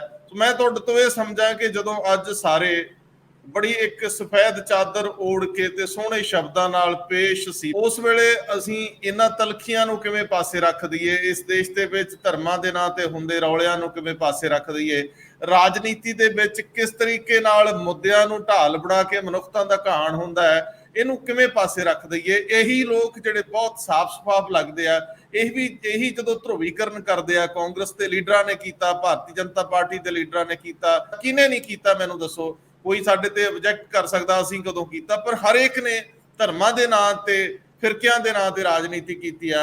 ਮੈਂ ਤੁਹਾਡੇ ਤੋਂ ਇਹ ਸਮਝਣਾ ਚਾਹੁੰਦਾ, ਦੇਸ਼ ਦੇ 75 ਸਾਲਾਂ ਦੇ ਇਤਿਹਾਸ ਵਿੱਚ, ਆਜ਼ਾਦੀ ਦੇ ਇਤਿਹਾਸ ਦੇ ਵਿੱਚ ਅੱਜ ਕੋਈ ਸੁੱਚੇ ਮੂੰਹ ਇਹ ਕਵੇ ਕਿ ਅਸੀਂ ਤਾਂ ਦੇਖੋ ਜੀ ਕੁਝ ਵੀ ਨਹੀਂ ਕੀਤਾ, ਅਸੀਂ ਤਾਂ ਸਾਰੇ ਬੜੇ ਵੱਡੇ ਆ ਜੀ, ਇਹ ਦੇਸ਼ ਬੜਾ ਵੱਡਾ ਹੈ ਜੀ, ਦੇਸ਼ ਬਚਣਾ ਚਾਹੀਦਾ, ਪਾਰਟੀਆਂ ਤਾਂ ਆਉਂਦੀਆਂ ਜਾਂਦੀਆਂ ਰਹਿੰਦੀਆਂ, ਸਰਕਾਰਾਂ ਆਉਂਦੀਆਂ ਜਾਂਦੀਆਂ ਰਹਿੰਦੀਆਂ ਨੇ, ਇਹ ਵੱਡੀ ਗੱਲ ਹੈ, ਕਰਨੀ ਬਣਦੀ ਹੈ, ਪਰ ਇਹਦੇ ਨਾਲ ਆਪਣਾ ਪਰ ਮੇਚਣਾ, ਇਹਦੇ ਨਾਲ ਰੁਤਬਾ ਮੇਚ ਕੇ ਚੱਲਣਾ, ਉਹ ਵੀ ਤਾਂ ਅਨਸਰ ਦੀ ਲੋੜ ਆ। ਤੁਸੀਂ ਕਿਵੇਂ ਸਮਝਿਆ ਸਾਰੇ ਮਾਹੌਲ ਨੂੰ? ਅਸਲ 'ਚ ਮੌਕਾ 75 ਸਾਲਾਂ ਦਾ, ਜਿਹਨੂੰ ਅੰਮ੍ਰਿਤਕਾਲ ਕਹਿ ਕੇ ਮਤਲਬ ਵਡਿਆਇਆ ਜਾਂਦਾ ਹੈ ਕਿ 75 ਸਾਲ ਦੇ ਅੰਮ੍ਰਿਤਕਾਲ ਹੈ ਤੇ ਅੱਗੇ 47 'ਚ ਦੇਖਾਂਗੇ ਕੀ ਹੋਏਗਾ। ਔਰ ਇਹ ਸ਼ੁਰੂ ਤੋਂ ਲੈ ਕੇ ਜਿਹਦੀ ਬੁਨਿਆਦ ਹੈ, ਅਸਲ 'ਚ ਬੁਨਿਆਦ 47 'ਚ ਪਈ ਹੈ। 47 ਦੋ ਫਿਰਕਿਆਂ ਦੇ ਆਧਾਰ ਤੇ ਡਿਵੀਜ਼ਨ ਹੁੰਦੀ ਹੈ, 10 ਲੱਖ ਬੰਦਾ ਮਰਦਾ ਹੈ, ਜਿਹ 'ਚੋਂ 8 ਲੱਖ ਪੰਜਾਬੀ ਹੈ ਤੇ 2 ਲੱਖ ਹੋਰ ਤੇ 2.5 ਕਰੋੜ ਹਿਜਰਤ ਕਰਦਾ, ਕੋਈ ਕਿਤੇ ਜਾ ਕੇ ਬਸਦਾ, ਕਿਤੇ ਜਾ ਕੇ ਬਸਦਾ, ਘਰ ਛੱਡਦਾ, ਜਾਇਦਾਦਾਂ ਛੱਡਦਾ। ਤਾਂ ਜਦੋਂ ਪਹਿਲੀ ਪਾਰਲੀਮੈਂਟ ਆਉਂਦੀ ਹੈ, ਨਾ ਟੁੱਟੇ ਦੇਸਾਂ ਨੇ ਦੋਨਾਂ ਨੇ, ਨਾ ਸਾਡੀ ਪਾਰਲੀਮੈਂਟ ਨੇ ਮਤਲਬ ਕੋਈ ਸ਼ੋਕ ਮਤਾ ਪਾਇਆ, ਉਹ ਤਾਂ ਬਿਲਕੁਲ ਨਿਰਦੋਸ਼ ਲੋਕ ਨੇ ਨਾ ਉਹ ਪੋਲੀਟੀਸ਼ੀਅਨ ਸੀ ਮਰਨ ਵਾਲੇ, ਨਾ ਉਹ ਫੈਸਲੇ 'ਚ ਉਹਨਾਂ ਦਾ ਕੋਈ ਰੋਲ ਸੀ, ਨਾ ਕਿਸੇ ਹੋਰ ਮਾਮਲੇ ਦੇ ਵਿੱਚ ਰੋਲ ਸੀ। ਜਦੋਂ ਇੱਕ ਬੁਨਿਆਦ ਰੱਖੀ ਜਾਂਦੀ ਹੈ ਤਾਂ ਘੱਟੋ ਘੱਟ ਉੱਥੋਂ ਚੱਲਿਆ ਜਾਂਦਾ, ਜਿਹੜਾ ਉਹਦਾ ਦਿਖਾਂਤ ਹੁੰਦਾ ਉਹਨੂੰ ਨਾਲ ਲੈ ਕੇ ਚੱਲਦਾ, ਉਹ ਪਿੱਛਾ ਨਹੀਂ ਛੱਡਦਾ, ਉਹਦੇ ਚੋਂ ਦਰੁਸਤੀ ਕਰਨ ਨਿਕਲਦਾ। ਉਹਦੇ ਚੋਂ ਅਸੀਂ ਤੇ ਪਾਕਿਸਤਾਨ ਨੇ ਇੱਕ ਇਸਲਾਮਿਕ ਸਟੇਟ ਦੇ ਰੂਪ ਦੇ ਵਿੱਚ ਜਨਮ ਲਿਆ ਤੇ ਅਸੀਂ ਥੋੜਾ ਉਹਨੂੰ ਸੈਕੂਲਰ ਸਟੇਟ ਦੇ ਨਾਂ ਤੇ ਬਿਲਡ ਕਰਨ ਦੀ ਟਰਾਈ ਕੀਤੀ, ਜਿਹੜਾ ਵੀ ਕਨਸਟੀਟਿਊਸ਼ਨ ਬਣਾਇਆ ਤੇ ਬਾਕੀ ਦੀਆਂ ਚੀਜ਼ਾਂ ਨੇ, ਉਹ ਤਾਂ ਚੱਲ ਨਹੀਂ ਪਾਇਆ। ਇਸਲਾਮ ਦੇ ਨਾਂ ਤੇ ਟੁੱਟ ਗਿਆ 71 ਚ ਆ ਕੇ, ਕਿ ਉਧਰ ਬੰਗਾਲੀ ਪ੍ਰਾਈਡ, ਬੰਗਾਲ ਅੱਡ ਹੋ ਗਿਆ, ਬੰਗਲਾਦੇਸ਼ ਬਣ ਗਿਆ ਤੇ ਇਧਰ ਪਾਕਿਸਤਾਨ। ਅੱਜ ਵੀ ਜੋ ਫੌਜੀ ਰੂਲ ਦਾ ਰਿਜ਼ਲਟ ਹੈ, ਹਾਫ ਟਾਈਪ ਦੀ ਡੈਮੋਕ੍ਰੇਸੀ, ਕਦੇ ਚੋਣ ਹੋ ਗਈ ਕਦੇ ਨਹੀਂ ਵੀ ਹੋਈ, ਔਰ ਪ੍ਰਾਈਮ ਮਿਨਿਸਟਰ ਨੂੰ ਜੇ ਕਿਸੇ ਨੂੰ ਫਾਂਸੀ ਦੇਤੀ, ਕਿਸੇ ਪ੍ਰਾਈਮ ਮਿਨਿਸਟਰ ਨੂੰ ਵੈਸੇ ਜਲਾਵਤਨ ਹੋਣ ਲਈ ਮਜਬੂਰ ਹੋਣਾ ਪਿਆ, ਇਹ ਸਾਰੀਆਂ ਚੀਜ਼ਾਂ ਉੱਥੇ ਚੱਲਦੀਆਂ ਨੇ। ਪਰ ਜਿਹੜੇ ਪੈਰਲਲ ਅਸੀਂ ਚੱਲਿਆ ਕੰਪੈਰੇਟਿਵਲੀ, ਜੇ ਤਾਂ ਪਾਕਿਸਤਾਨ ਨਾਲ ਮੁਕਾਬਲਾ ਕਰਨਾ, ਉਹਦੇ ਤੋਂ ਤਾਂ ਬੈਟਰ ਅਸੀਂ ਚੱਲੇ ਆ, ਬਿਹਤਰ ਤਰੀਕੇ ਨਾਲ ਕੰਟਰੀ ਚੱਲਿਆ ਜੀ। ਇੱਥੇ ਇੰਸਟੀਟਿਊਸ਼ਨ ਚ ਡਿਵੈਲਪ ਹੋਈਆਂ ਨੇ, ਮੁਕਾਬਲਤਨ ਚੋਣਾਂ ਹੁੰਦੀਆਂ ਰਹੀਆਂ ਨੇ, ਬਾਕੀ ਚੀਜ਼ਾਂ ਨੇ, ਉਹ ਚੀਜ਼ਾਂ ਹੁੰਦੀਆਂ ਨੇ। ਜੇ ਅਸੀਂ ਡੈਮੋਕ੍ਰੇਸੀ ਦੇ ਹਾਈਐਸਟ ਉਸ ਮਾਰਚ ਨਾਲ ਆਪਣੇ ਆਪ ਨੂੰ ਕੋਰਿਲੇਟ ਕਰਨਾ, ਜਿੱਥੋਂ ਕਦੇ 45 ਦੀ ਸੈਕੰਡ ਵਰਲਡ ਵਾਰ ਤੋਂ ਬਾਅਦ ਦੁਨੀਆ ਚੱਲੀ ਹੈ ਡੈਮੋਕ੍ਰੇਸੀ ਵੱਲ, ਜਿਸ ਮਾਮਲੇ ਦੇ ਵਾਲੇ ਪਾਸ, ਉਹ ਸਪੀਡ ਸਾਡੀ ਡੈਮੋਕ੍ਰੇਸੀ ਦੀ ਨਹੀਂ ਹੈ, ਉਹ ਸਪੀਡ ਸਾਡੀ ਸੈਕੂਲਰ ਸੈਟਅਪ ਦੀ ਨਹੀਂ ਹੈ, ਉਹ ਸਪੀਡ ਸਾਡੇ ਕੋਲ ਬਹੁਤ ਜ਼ਿਆਦਾ ਵਡਿਆਈ ਕਰਨ ਦੀ ਨਹੀਂ ਹੈ ਉਸ ਪਾਸੇ ਵੱਲ ਚੱਲਣ ਦੇ ਮਾਮਲੇ 'ਚ। ਉਹ ਉਧਰ ਵੀ ਦੇਖਣ ਦਾ ਸਵਾਲ ਹੈ, ਜਿੱਥੇ ਪੋਜ਼ਿਟਿਵ ਚੀਜ਼ਾਂ ਜਿਹੜੀਆਂ, ਇੱਕ ਤਾਂ ਪੋਜ਼ਿਟਿਵ ਚੀਜ਼ ਇਹ ਹੈ ਕਿ ਜਿਹੜਾ ਇੱਕ ਹੁਣ ਤੱਕ ਦਾ ਸਾਡੇ ਇੱਕ ਨੈਰੇਟਿਵ ਸੀ, ਨਰਿੰਦਰ ਮੋਦੀ ਚਲਾ ਰਹੇ ਸੀ ਕਿ 70 ਸਾਲ 'ਚ ਕੁਝ ਨਹੀਂ ਹੋਇਆ, 60 ਸਾਲ 'ਚ ਕੁਝ ਨਹੀਂ ਹੋਇਆ, ਅੱਜ ਕੀ ਹੋਇਆ। ਇਸੇ ਤਰ੍ਹਾਂ ਸਾਡੇ ਭਗਵੰਤ ਮਾਨ ਕਹਿ ਰਹੇ ਨੇ ਸਾਡਾ 1.5 ਸਾਲ ਤੇ ਤੁਸੀਂ ਬਣਾ ਲਓ 50 ਸਾਲ 60 ਸਾਲ। ਇਹ ਜਿਹੜਾ ਇੱਕ ਐਵੇਂ ਦੀ ਖਾਮ ਖਿਆਲੀ ਜੀ ਹੁੰਦੀ ਹੈ ਵੀ ਪਹਿਲਾਂ ਕੁਝ ਨਹੀਂ ਹੋਇਆ ਤੇ ਅੱਜ ਸਭ ਕੁਝ ਹੋ ਰਿਹਾ, ਇਹ ਆਪਣੇ ਮਾਈਂਡ ਸੈਟ ਦੇ ਤਵਾਜ਼ਨ ਦਾ ਕੁਐਸਚਨ ਹੈ। ਇਹ ਬਹੁਤ ਸਾਰਾ ਮਤਲਬ ਚੀਜ਼ਾਂ ਨੂੰ ਦੇਖਣ ਦਾ ਨਜ਼ਰੀਆ ਨਹੀਂ ਕੋਈ ਹੁੰਦਾ, ਉਹ ਇੱਕ ਵੋਟ ਬੈਂਕ ਨੂੰ ਜਾਂ ਵੈਸੇ ਹੀ ਕੋਈ ਬੈਨਰੀ ਕ੍ਰੀਏਟ ਕਰਨ ਦਾ ਇੱਕ ਤਰੀਕਾ ਹੁੰਦਾ। ਹਾਂ, ਪਰ ਉਸ ਤੋਂ ਬਾਅਦ ਅਸੀਂ ਇੱਕ ਸੰਵਿਧਾਨ ਲਿਆਂਦਾ, ਇਹ ਸੰਵਿਧਾਨ ਵੀ ਤੇ ਵੀ ਡਾਊਟ ਰਹੇ, ਅਡਾਪਟ ਕਰਨ ਸਮੇਂ ਹੀ ਡਾਊਟ ਰਹੇ ਨੇ, ਕੱਲਾ ਇਹ ਨਹੀਂ ਹੈ। ਖਾਸ ਤੌਰ ਤੇ ਮਿਨੋਰਟੀਜ਼ ਨੂੰ, ਖਾਸ ਤੌਰ ਤੇ ਸਿੱਖ ਮਿਨੋਰਟੀ ਨੂੰ ਉਦੋਂ ਵੀ ਜ਼ਿਆਦਾ ਸਪੈਸ਼ਲੀ ਮੈਂ ਕਹੂੰਗਾ ਕਿ ਜੋ ਵਾਅਦੇ ਉਦੋਂ ਪਹਿਲਾਂ ਕੀਤੇ ਜਾਂਦੇ ਗਏ ਸੀ ਕਿ ਆਹ ਕਨਸਟੀਟਿਊਸ਼ਨ ਅਸੀਂ ਲੈ ਕੇ ਆਵਾਂਗੇ ਜਿਹੜਾ ਟਰੂਲੀ ਫੈਡਰਲ ਹੋਏਗਾ, ਜਿੱਥੇ ਮਿਨੋਰਟੀਜ਼ ਦੀ ਰੱਖਿਆ ਹੋਏਗੀ, ਫੈਸਲਾ ਕੁਲ ਤਾਕਤ ਹੋਏਗੀ। ਔਰ 7 ਜੁਲਾਈ 1946 ਦਾ ਜਿਹੜਾ ਬਾਰ-ਬਾਰ ਪੰਡਿਤ ਜਵਾਹਰ ਲਾਲ ਨਹਿਰੂ ਦਾ ਕੋਟ, ਜਿਹੜਾ ਬਾਰ-ਬਾਰ ਕੋਟ ਹੁੰਦਾ ਰਿਹਾ ਸਾਡੇ ਅੰਦੋਲਨਾਂ ਦੇ ਵਿੱਚ ਕਿ ਪੰਜਾਬ ਦੇ ਬਹਾਦਰ ਸਿੱਖ ਇੱਕ ਇਹੋ ਜਿਹੇ ਖਿੱਤੇ ਦੇ ਹੱਕਦਾਰ ਨੇ ਜਿੱਥੇ ਉਹ ਆਜ਼ਾਦੀ ਦਾ ਨਿੱਘ ਮਾਣ ਸਕਣਗੇ, ਇਹ ਬਿਆਨ ਨੇ ਉਸ ਸਮੇਂ ਦੇ। ਉਸ ਤੋਂ ਬਾਅਦ ਪ੍ਰਾਈਮ ਮਿਨਿਸਟਰ ਬਣ ਗਏ, ਪਹਿਲੇ ਹੀ ਪ੍ਰਾਈਮ ਮਿਨਿਸਟਰ ਬਣ ਗਏ ਸੀ ਆਜ਼ਾਦੀ ਤੋਂ, ਮਤਲਬ ਜਦੋਂ ਗਵਰਨਮੈਂਟ ਨੂੰ ਟੇਕ ਓਵਰ ਕਰ ਗਏ ਸੀ ਪੰਡਿਤ ਜਵਾਹਰ ਲਾਲ ਨਹਿਰੂ, ਤੇ ਉਸ ਤੋਂ ਬਾਅਦ ਵੀ ਬਣੇ ਬਾਕੀ ਦੀਆਂ ਚੀਜ਼ਾਂ ਦੇ ਵਿੱਚ। ਜਦੋਂ ਰਿਪਬਲਿਕ ਬਣ ਗਿਆ ਫਿਰ ਵੀ ਉਹ ਲੰਮਾ ਸਮਾਂ ਰਹੇ ਤੇ ਸਾਰੇ ਰਹੇ। ਇਸੇ ਕਰਕੇ ਉਸ ਤੋਂ ਬਾਅਦ ਇਹ ਪ੍ਰੋਬਲਮ ਜੋ ਲਗਾਤਾਰ ਚੱਲਦੀਆਂ ਰਹੀਆਂ, ਇਹਨਾਂ ਦਾ ਸੋਲੂਸ਼ਨ ਕੀ ਕੀਤਾ ਸੀ ਮਿਨੋਰਟੀ ਦੀਆਂ ਪ੍ਰੋਬਲਮਸ ਦਾ? ਕੀ ਉਹ ਹੁਣ ਇੱਥੇ ਆ ਕੇ ਨਹੀਂ ਖੜਾ ਹੋ ਗਿਆ? ਜਿਹੜੀ ਬੁਨਿਆਦ ਦੇ ਵਿੱਚ ਧਰਮ ਦੇ ਆਧਾਰ ਤੇ ਟੂ ਨੇਸ਼ਨ ਥਿਉਰੀ ਬਣੀ, ਤੇ ਉਹਦੇ ਤੋਂ ਬਾਅਦ ਅੱਜ ਦੀ ਜਿਹੜੀ ਪੋਲਰਾਈਜੇਸ਼ਨ ਹੈ ਜਿੱਥੇ ਅਸੀਂ ਪਹੁੰਚੇ ਹਾਂ, ਤੇ ਇਹ ਪੋਲਰਾਈਜੇਸ਼ਨ ਕਿਤੇ ਮੁੜ ਕੇ ਉੱਥੇ ਵੱਲ ਦਿਖਾ ਰਹੀ ਹੈ, ਸਾਨੂੰ ਰੂਟਸ ਦਿਖਾ ਰਹੀ ਹੈ ਕਿ ਉਹ ਰੂਟਸ ਦੇ ਵਿੱਚ ਅਜੇ ਵੀ ਗੜਬੜ ਹੈ ਤੇ ਇਹ ਚੀਜ਼ਾਂ ਅਸੀਂ ਕਿੱਧਰ ਜਾ ਰਹੇ ਹਾਂ। ਤੇ ਇਕੱਲਾ 14 ਤੋਂ ਬਾਅਦ ਦਾ ਸਵਾਲ ਨਹੀਂ, ਮੋਦੀ ਗਵਰਨਮੈਂਟ ਤੋਂ ਬਾਅਦ ਬੀਜੇਪੀ ਨੂੰ ਹੁਣ 10 ਸਾਲ ਇਹ ਹੋ ਜਾਣਗੇ ਤੇ 7 ਸਾਲ ਬਾਅਦ ਭਾਈ ਸਰਕਾਰ ਹੈ, 17 ਸਾਲ ਹੋ ਗਏ। ਯੂਨਾਈਟਿਡ ਫਰੰਟ ਦੀ ਸਰਕਾਰ 2-3 ਸਾਲ ਲਾ ਲਓ, 20 ਸਾਲ ਇਹਨਾਂ ਦੇ ਹੋ ਗਏ, ਬਾਕੀ ਕਾਂਗਰਸ ਦੇ ਹੋ ਗਏ ਜਿਹੜੇ ਬਾਕੀ ਦੇ ਸਾਲ ਸੀ ਜਿਹੜੇ ਪਾਰਲੀਮੈਂਟ ਦੇ ਸੈਸ਼ਨ ਦੇ ਵਿੱਚ। ਪਰ ਉਦੋਂ ਵੀ ਸੈਕੂਲਰਿਜ਼ਮ ਸਾਡਾ ਹਾਰਦਾ ਕਿਵੇਂ ਹੈ? ਜਾ ਕੇ ਉਸ ਸੈਕੂਲਰਿਜ਼ਮ ਦਾ ਪਹਿਲਾ ਹਾਰ ਸਾਡੀ 84 ਹੈ, ਜਦੋਂ ਅਸੀਂ ਇਸ ਪਾਸੇ ਵੱਲ ਆਉਂਦੇ ਆ ਕਿ ਇੱਕ ਧਾਰਮਿਕ ਸਾਈਡ ਆਪਣੇ ਆਪ ਨੂੰ ਐਡੀ ਅਲੱਗ ਤੇ ਐਡੀ ਆਈਸੋਲੇਟਡ ਫੀਲ ਕਰਨ ਲੱਗੀ ਹੈ। ਜਿਹੜਾ ਦਰਬਾਰ ਸਾਹਿਬ ਤੇ ਹਮਲਾ, ਤੇ ਉਸ ਤੋਂ ਬਾਅਦ ਦਿੱਲੀ ਦੇ ਵਿੱਚ ਤੇ ਦਿੱਲੀ ਕਾਨਪੁਰ ਦੇ ਵਿੱਚ ਵੱਖ-ਵੱਖ ਮਾਮਲਿਆਂ ਦੇ ਵਿੱਚ ਜਿਹੜੇ ਕਤਲੇਆਮ ਦਾ ਜਿਹੜਾ ਕੁਐਸਚਨ ਹੈ, ਤੇ ਉਹਦੇ ਚ ਜਸਟਿਸ ਕਿੱਥੇ ਹੈ? ਇਹ ਉਹਦਾ ਨਾਲ ਦੀ ਨਾਲ ਇੱਕ ਗੱਲ ਹੈ ਜਿਹੜੀ। ਤਾਂ ਉਹ ਸੈਕੂਲਰ ਮਾਮਲਾ ਕਿੱਥੇ ਹੈ? ਇੰਦਰਾ ਗਾਂਧੀ ਦਾ ਕਤਲ ਹੁੰਦਾ ਹੈ, ਬਿਲਕੁਲ ਜਿਨ੍ਹਾਂ ਨੇ ਮਾਰੀ ਤੇ ਸਜ਼ਾ ਹੋ ਗਈ ਤੇ ਫਾਂਸੀ ਹੋ ਗਈ ਹੈ, ਇੱਕ ਜਸਟਿਸ ਤੁਹਾਡੇ ਸਾਹਮਣੇ ਦਿਖਾਈ ਦਿੰਦਾ ਕੋਰਟ ਦੇ ਥਰੂ। ਦੂਜੇ ਪਾਸੇ ਵਾਲਾ ਜਸਟਿਸ ਕਿੱਥੇ ਹੈ? ਉਹ ਕੋਰਟ ਦੇ ਥਰੂ, ਕਿਉਂਕਿ ਜਦੋਂ ਸਟੇਟ ਟਾਈ ਅਪ ਹੁੰਦੀ ਹੈ। ਔਰ ਹਰਸਿਮਰਤ ਕੌਰ ਬਾਦਲ ਨੇ ਅੱਜ ਬੋਲਿਆ, ਠੀਕ ਬੋਲਿਆ ਕਈ ਗੱਲਾਂ ਅੱਜ, ਕਿਉਂਕਿ ਅਕਾਲੀ ਦਲ ਆਪਣਾ ਸਭ ਕੁਝ ਗਵਾਉਣ ਤੋਂ ਬਾਅਦ, ਕਾਫੀ ਕੁਝ ਗਵਾਉਣ ਤੋਂ ਬਾਅਦ ਦੁਬਾਰਾ ਸ਼ਾਇਦ ਪੰਥ ਔਰ ਫਾਰਮਰ ਉਹਦੇ ਏਜੰਡੇ ਦਾ ਹਿੱਸਾ ਬਣਾਉਣਾ ਚਾਹੁੰਦਾ ਉਸ ਮਾਮਲੇ ਦੇ ਵਿੱਚ। ਔਰ ਉਹਨੇ ਕਿਹਾ ਇਹ ਸਾਰੇ ਦੋਨੋਂ ਘਟਨਾਵਾਂ ਦਾ ਵੀ ਜ਼ਿਕਰ ਕੀਤਾ ਕਿ ਉਸ ਸਮੇਂ ਸਾਡੇ ਨਾਲ ਜੋ ਵਾਪਰੀ ਉਹ ਸਭ ਦੇ ਸਾਹਮਣੇ ਹੈ। ਪ੍ਰਧਾਨ ਮੰਤਰੀ ਮੋਦੀ ਨੇ ਜ਼ਿਕਰ ਕੀਤਾ 1975 ਦਾ ਐਮਰਜੈਂਸੀ ਦਾ, ਪਰ ਐਮਰਜੈਂਸੀ ਬਿਲਕੁਲ ਡੈਮੋਕ੍ਰੇਸੀ ਤੇ ਬਹੁਤ ਵੱਡਾ ਇੱਕ ਹਮਲਾ ਸੀ। ਬਹੁਤ ਸਾਰੇ ਲੋਕ ਗਏ ਤੇ ਪੰਜਾਬ ਨੇ ਖਾਸ ਤੌਰ ਤੇ 19 ਮਹੀਨੇ ਅੰਦੋਲਨ ਲਾ ਕੇ ਰੱਖਿਆ ਉਸ ਦੇ ਖਿਲਾਫ, ਔਰ ਉਹਦੇ ਲਈ ਬਹੁਤ ਵੱਡੀ ਕੰਟਰੀਬਿਊਸ਼ਨ ਸਾਡੇ ਸਾਹਮਣੇ ਦਿਖਾਈ ਦਿੱਤੀ ਉਸ ਪੱਧਰ ਦੇ ਉੱਤੇ। ਪਰ ਉਦੋਂ ਬਾਅਦ ਕੀ ਹੋਇਆ? ਜਿਵੇਂ ਬਦਲਾ ਲੈਣਾ ਹੁੰਦਾ ਜਾਂ ਕੀ ਕਰਨਾ ਹੁੰਦਾ, ਪੰਜਾਬ ਦਾ ਉਦੋਂ ਬਾਅਦ ਦਾ ਡਿਜ਼ਾਈਨ ਚੱਲਿਆ 80 ਵਾਲਾ ਜਿਹੜਾ ਚੱਲਿਆ ਪਾਣੀ ਦੇ ਮਾਮਲੇ 'ਚ 76 ਚ ਅਵਾਰਡ, ਸੈਂਟਰਲਾਈਜੇਸ਼ਨ ਐਮਰਜੈਂਸੀ ਦੇ ਦੌਰਾਨ 5 ਡਿਪਾਰਟਮੈਂਟ ਚੱਕ ਕੇ ਕੰਕਰੇਟ ਲਿਸਟ 'ਚ ਲੈ ਜਾਓ, ਐਜੂਕੇਸ਼ਨ ਸਮੇਤ। ਤੁਸੀਂ ਸੈਂਟਰਲਾਈਜੇਸ਼ਨ ਆਫ ਪਾਵਰ ਦਾ ਦੌਰ ਸਟਾਰਟ ਹੋ ਗਿਆ ਬਹੁਤ ਬੜੇ ਪੱਧਰ ਤੇ ਉਸ ਸਾਰੇ ਮਾਮਲੇ ਦੇ ਵਿੱਚ। ਫਿਰ ਬਾਬਰੀ ਮਸਜਿਦ ਦਾ ਜਿੰਦਾ ਕਿਹਨੇ ਖੋਲਿਆ? ਕਾਂਗਰਸ ਨੇ, ਰਾਜੀਵ ਗਾਂਧੀ ਦੇ ਟਾਈਮ ਤੇ। ਫਿਰ ਸ਼ਾਹਬਾਨੋ ਦਾ ਕੇਸ ਕਿੱਥੋਂ ਆਇਆ? ਪਹਿਲਾਂ ਇੱਕ ਮਿਨੋਰਟੀ ਆਈ, ਫਿਰ ਦੂਜੀ ਮਿਨੋਰਟੀ ਆਈ, ਜਿਹੜੀ ਕਾਂਗਰਸ ਵੀ ਜਿਹੜੇ ਰੂਲਰ ਸਾਡੇ ਸੈਕੂਲਰ ਰੂਲਰ ਕਹਿੰਦੇ ਸੀ, ਉਹ ਉਸ ਨੂੰ ਵੋਟ ਤੰਤਰ ਲਈ ਵਰਤਣ ਦੇ ਰਾਹ ਪੈ ਗਏ। ਬੀਜੇਪੀ ਉਸ ਤੋਂ ਬਾਅਦ ਨੰਗੇ ਚਿੱਟੇ ਰੂਪ ਚ ਆ ਗਈ, ਉਹ ਥੋੜੇ ਲੁਕਵੇਂ ਰੂਪ ਚ ਆਏ, ਉਹਨੇ ਨੰਗੇ ਚਿੱਟੇ ਰੂਪ ਚ ਆਏ। ਮੈਜੋਰਿਟੇਰੀਅਨ ਦੀ ਸੈਟਅਪ ਦੇ ਵਿੱਚ ਸਾਨੂੰ ਵੋਟ ਚਾਹੀਦੀ ਹੈ, ਬਾਕੀ ਦੇਖੀ ਜਾਊਗੀ ਜੋ ਵੀ।